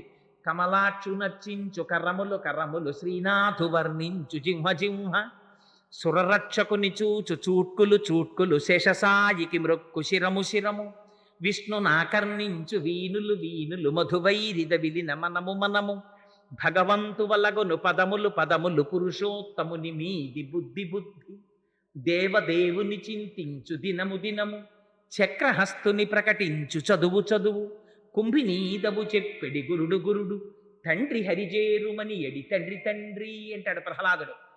హాయిగా కూర్చుని సంతోషంతో తెల్లవారేటప్పటికి తులసి దళాల్ని తీసి పరమానందంతో స్వామివారి పాదాల వంక చూస్తూ ఆ పాదాల మీద తులసి దళాలు వేసి మీరు మానసికంగా శిరస్సు ఉంచి ఆయన పాదముల మీద తలపెట్టి నమస్కారం చేసినప్పుడు ఆ తులసి వాసన మీ ముక్కుల్లోకి వచ్చేస్తుంటే మత్తెక్కిపోయినటువంటి హృదయం ఏదుందో దానికి లౌకికమైనటువంటి కోరికలు ఎందుకుంటాయి? మందార మకరంద మాధుర్యమున తేలు మధుపంబుబోవునే మదనములకు నిర్మల మందాకిని వీచికలతో రాయంచజనునే తరంగిణులకు లలిత రసాల పల్లవ ఖాదియై చొక్కు కోయిల జనునే కుటజములకు పూర్ణేందు చంద్రికా స్ఫురిత చకోరక మరుగునే సాంద్రనీహారములకు అంబుజోదర దివ్య పాదార వింద చింతనామృత పాన విశేష మత చిత్త మీరీతి ఇతర విషయంబు చేరవేర్చు వినుత గుణశీల మాటలు వేయునేలా. ఆ సర్వేశ్వరుడి పాదములలోంచి స్రవించేటటువంటి మందార మకరందాన్ని తాగడానికి అలవాటు పడి మత్తిక్కిపోయినటువంటి హృదయం వేరొక విషయం నందు లగ్నం అవ్వమంటే మాత్రం ఎలా లగ్నం అవుతుంది? దానికి అలవాటు పడిపోయాక. అలా ప్రవర్తించేవాడు లేచినా పడుకున్నా ఏది చేసినా ఆ సర్వేశ్వరుణ్ణి తలుచుకుంటూ పొంగిపోవడానికి అలవాటు పడిపోయిన వాడికి పాపం అంటామంటే మాత్రం ఎక్కడంటుతుంది? అగ్నిహోత్రాన్ని చెద పట్టుకోగలదా? పట్టుకోలేనట్టు వేం పాప కటతే, వాడికి పాపము లేదు పుణ్యము లేదు. ఎక్కడైనా ఉందా? పాపాన్ని కూడా కటతి తీసి అవతల పారేస్తాడు. ఇది వెంకటాద్రి. ఆ వెంకటాద్రిని దాటిన తరువాత అక్కడ ఒక్కచోట వెంకటేశ్వర స్వామి వారిని దర్శనం చేసేసి కిందకి దిగగానే పాపరాశి లోపల ప్రవేశించిందా? మళ్ళీ తప్పుడు ఆలోచనలు బయలుదేరాయా? గురుగుచుందురు జుత్తు కొన్ని వందల సార్లు దాని పాపమేమో కానరాదు, అఖిల పాపములకు నిలయమైన మనసు గొరగడేమి మానవుండు అన్నాడు ఆధునిక కవి. అందుకని మారవలసింది ఏది మారాలి? ఒకసారి వెంకటేశ్వరుణ్ణి చూస్తే నివర్తయ మనోమత్త, మనస్సు మారాలి. అది మారకపోతే అందుకనంటారు శంకరాచార్యుల వారు, నరత్వం దేవత్వం నగమన మృగత్వం వశకత పశుత్వం కీటత్వం భవతు విహగత్వారి జననం సదాస్తత్ పాదాబ్జ స్మరణ పరమానందలహరి విహారాసక్తం చేద్రూదయ విహకింతేన వపుష. ఆ భక్తిని పొంది వచ్చాడా? ఆ జ్ఞానము కలిగిందా? నారాయణాద్రి దగ్గరికి వెళ్ళేటప్పటికి భగవానుడు ఒక్కసారి ఆ జ్ఞానం ఇచ్చాడా? నీకెక్కడ కనపడ్డాడు భగవానుడు? కావ్యకంఠ గణపతి మునికి భగవంతుడు ఎక్కడ కనబడ్డాడు? నిన్నటి రోజున ఇంత అంకురంగా ఉండి ఇవాళ లేచేటప్పటికి అలా పైకి లేచినటువంటి గడ్డి పరక ఆకుపచ్చతనంలో భగవంతుణ్ణి దర్శించాడు. హాసి గడ్డి పరక, నిన్ననింత మొలకవా, ఇవాళ పొద్దున్నకి ఇంత గడ్డి పరకవా, సూర్యకిరణాలు పడేటప్పటికి లేత ఆకుపచ్చ రంగులో మెరుప, నీ మీద మంచు బిందువా, ప్రాతర్వేళల మంచు జిన్కుగు మీ జొంపంబైన లేబచ్చికల్ శ్వేతశ్రీ తిలకించుటెంత వహించన్ సర్వభూతంబులం శీతశ్రాంతి వడంకతాన చలయై చెల్వొందు భూదేవికిన్ సీతత్తు ప్రభుడిచ్చు వజ్రముల రాశింబోలె నల్వంకలన్నంటారు. చూడగలిగిన కన్నున్న వాడికి అంతటా పరమాత్మయే. ఆయన అంటాడు, తెల్లవారి లేస్తే కవి, చలికాలానికిట అందరూ గడగడగడగడ వణికిపోతున్నారట. వణికిపోతుంటే భూదేవి కూడా వణికిపోయింది అనుకోండి చలికి. అమ్మో చలేస్తోందని భూమి కూడా గడగడగడ వణికింది అనుకోండి, భూకంపం వస్తుంది. కంపనమే కదా చలంటే. మనం కంపించినట్టు కుక్క కంపించినట్టు కుక్క కూడా దాలిగుట్టలో పడుకుంటుంది, పక్షులు గూట్లో పడుకుంటాయి. భూమి కూడా చలికి కంపించింది అనుకోండి, మన బ్రతుకులేమవుతాయి? అందుకనిట సీతర్త ప్రభుడిచ్చు, ఆ శీతాకాలానికి అధిపతి అయిన పరమాత్మ ఉన్నాడే, ఆయన చూశాట. ఓహో, నువ్వు మాత్రం వణకకుండా వీళ్ళందరినీ రక్షించడానికి నా భార్యవి కదా భూదేవివి, రక్షించడానికి నువ్వు వణకకుండా చలిని తట్టుకున్నావా? చూడు, నువ్వింత గొప్పగా తల్లివై బిడ్డల్ని కాపాడినందుకు నీకు ఏం వరం ఇస్తున్నానో తెలుసా? కానుకిస్తున్నాను, తీసుకో అని భూకాంతకి చుట్టూ వజ్రముల రాసులు పోసేసేట. ఏమిటిటా రాసులు? పచ్చగడ్ల మీద పడినటువంటి చిన్న చిన్న మంచునీటి బిందువులు సూర్యకిరణాలకి ప్రకాశిస్తే సీతత్తు ప్రభుడిచ్చు వజ్రముల రాశింబోలెనల్వంకలన్. భూకాంతకి పరమాత్మ ఇచ్చిన వజ్రాల రాసుల బహుమానాల్లా ఉన్నాయిట. చూడగలిగిన కన్నున్నవాడికి ఎక్కడ పరమాత్మ లేడు. నమచ్చోరాయిచ శిష్ప్యాయిచ ఫేన్యాయిచ సికత్యాయిచ ప్రవాహ్యాయిచ, అంతటా పరమాత్మయే. ఈ పరమాత్మ దర్శనం అలవాటైపోయింది అనుకోండి, వాడికి ఏమొస్తుంది? త్రేణుపు వస్తుంది. ఆనందం ఆనందం ఆనందం అర్ణవమైపోయి ఎక్కడ చూసినా ఆనందమే, ఎక్కడ చూసినా ఆనందమే. ఒక కాయ కోస్తే అందులో పురుగు కనపడింది అనుకోండి, ఆనందం. తులసీదాసు గారు ఎంత పొంగిపోయారండి, ఏమి భక్తి భావన! తులసీదాసు గారు రామాయణం రాసుకుంటున్నారు. హనుమ వచ్చి ఏం రాశావన్నారు? అశోకవనంలో పువ్వులన్నీ తెల్లగా పుష్పించున్నాయన్నారు. నీ మొహం ఎర్రగా ఉన్నాయన్నారు హనుమ. అంటే కాదు స్వామి, నేను మానసికంగా దర్శనం చేశాను, అశోకవనంలో చెట్లకి తెల్లటి పువ్వులు ఉన్నాయన్నారు తులసీదాస్ గారు. కాదు, పువ్వులన్నీ ఎరుపు అన్నారు హనుమ. అంటే నేనా సుందరకాండలో వెళ్ళి చూసి వచ్చిన వాడివి నువ్వా? నేను చెప్పినట్టు రాయి, పువ్వులు ఎరుపని మార్చన్నారు. అంటే తులసీదాస్ గారు, అమ్మ బాబోయ్, ఇంతో మనం ఎక్కడ వాదిస్తాం, ప్రత్యక్ష సాక్షిని అంటాడు అని రామచంద్రమూర్తిని ధ్యానం చేశారు. రామచంద్రమూర్తి ప్రత్యక్షమయ్యారు. హనుమ, ఏమిటి నీ ఎల్లరన్నారు. స్వామి, అశోకవనంలో పువ్వులు తెల్లగా ఉన్నాయని రామాయణం రాస్తున్నాడు తులసీదాసు, నేను చూసినప్పుడు ఎర్రగా ఉన్నాయి పువ్వులన్నీ అన్నారు. స్వామి అన్నారు, అలా అనకు, ఆ ఋతువులో అప్పుడు పూసిన పువ్వులు తెలిపే. నీకెందుకు ఎర్రగా కనపడ్డాయో తెలుసా? ఆ చెట్టు మీద కూర్చుని కిందకి చూసావు మీ అమ్మని. క్షితిక్షమా పుష్కర సన్నిభాక్షి యరక్షిత రఘవలక్ష్మణాభ్యాం సారాక్షసీభి వికృతేక్షణాభి సంరక్షిత సంప్రతి వృక్షమూలే. మా అయ్య రామచంద్రమూర్తి భార్య రాక్షసల కాంతల చేత పరివేష్టింపబడి ఒక చెట్టు కింద ఒక్క పట్టుబట్ట కట్టుకుని ఇలా ఉండిపోవడమా 10 నెలల నుంచి అని కోపంతో చూశావు. నీ కన్నులు ఎరిపెక్కి తెల్లటి పూలు ఎర్రగా నీ కనబడ్డాయి హనుమ, పువ్వులు తెలిపేలా రాయని. ఇది పారవశ్యమైనటువంటి భక్తి ఉన్నవాడికి సర్వత్ర పరమాత్మ దర్శనమే.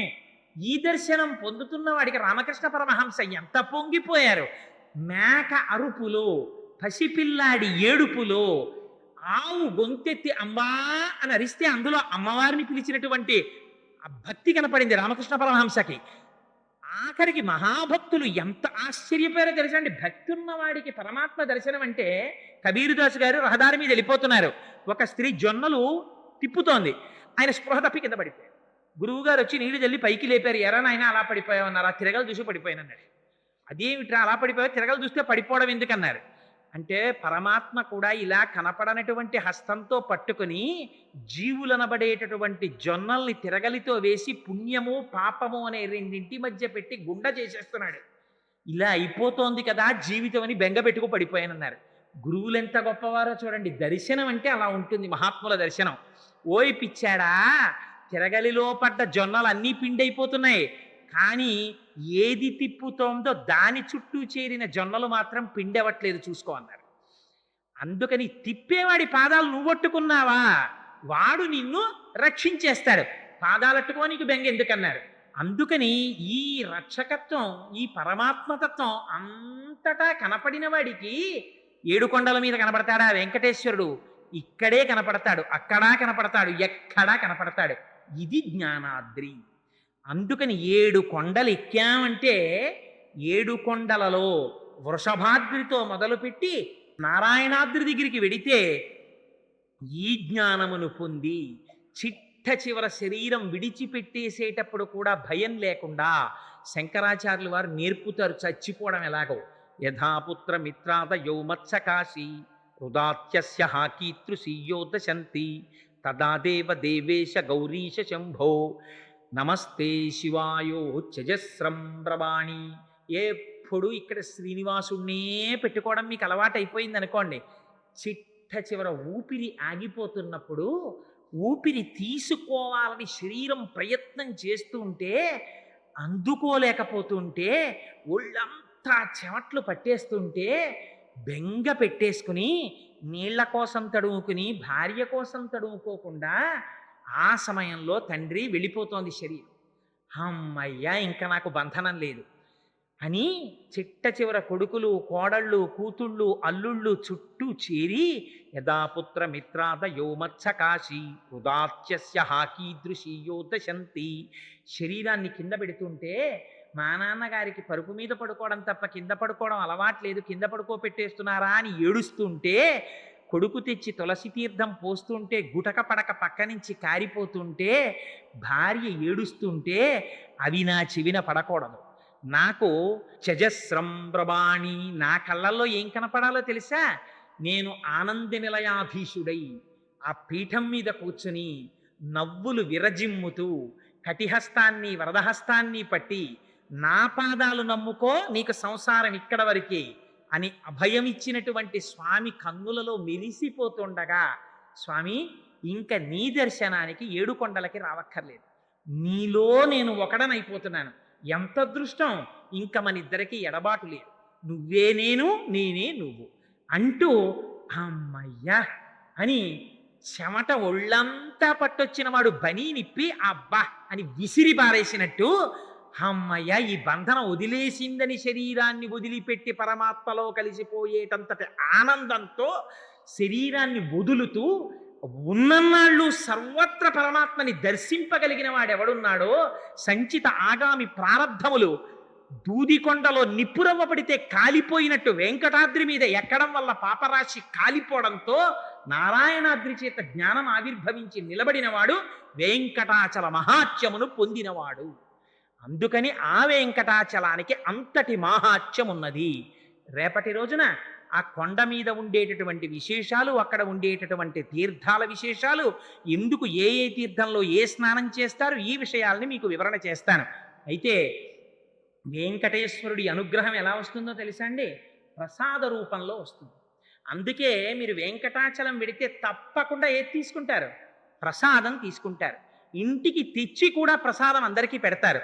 ఇక్కడ వెంకటాచల వైభవం జరుగుతోందని పరమేశ్వరుడికి నివేదన చేయబడినటువంటి పరమ పవిత్రమైన ప్రసాదాన్ని బయట ఏర్పాటు చేశారు. ఇది సర్వేశ్వరుడు పులకించి మాకిచ్చిన అనుగ్రహం.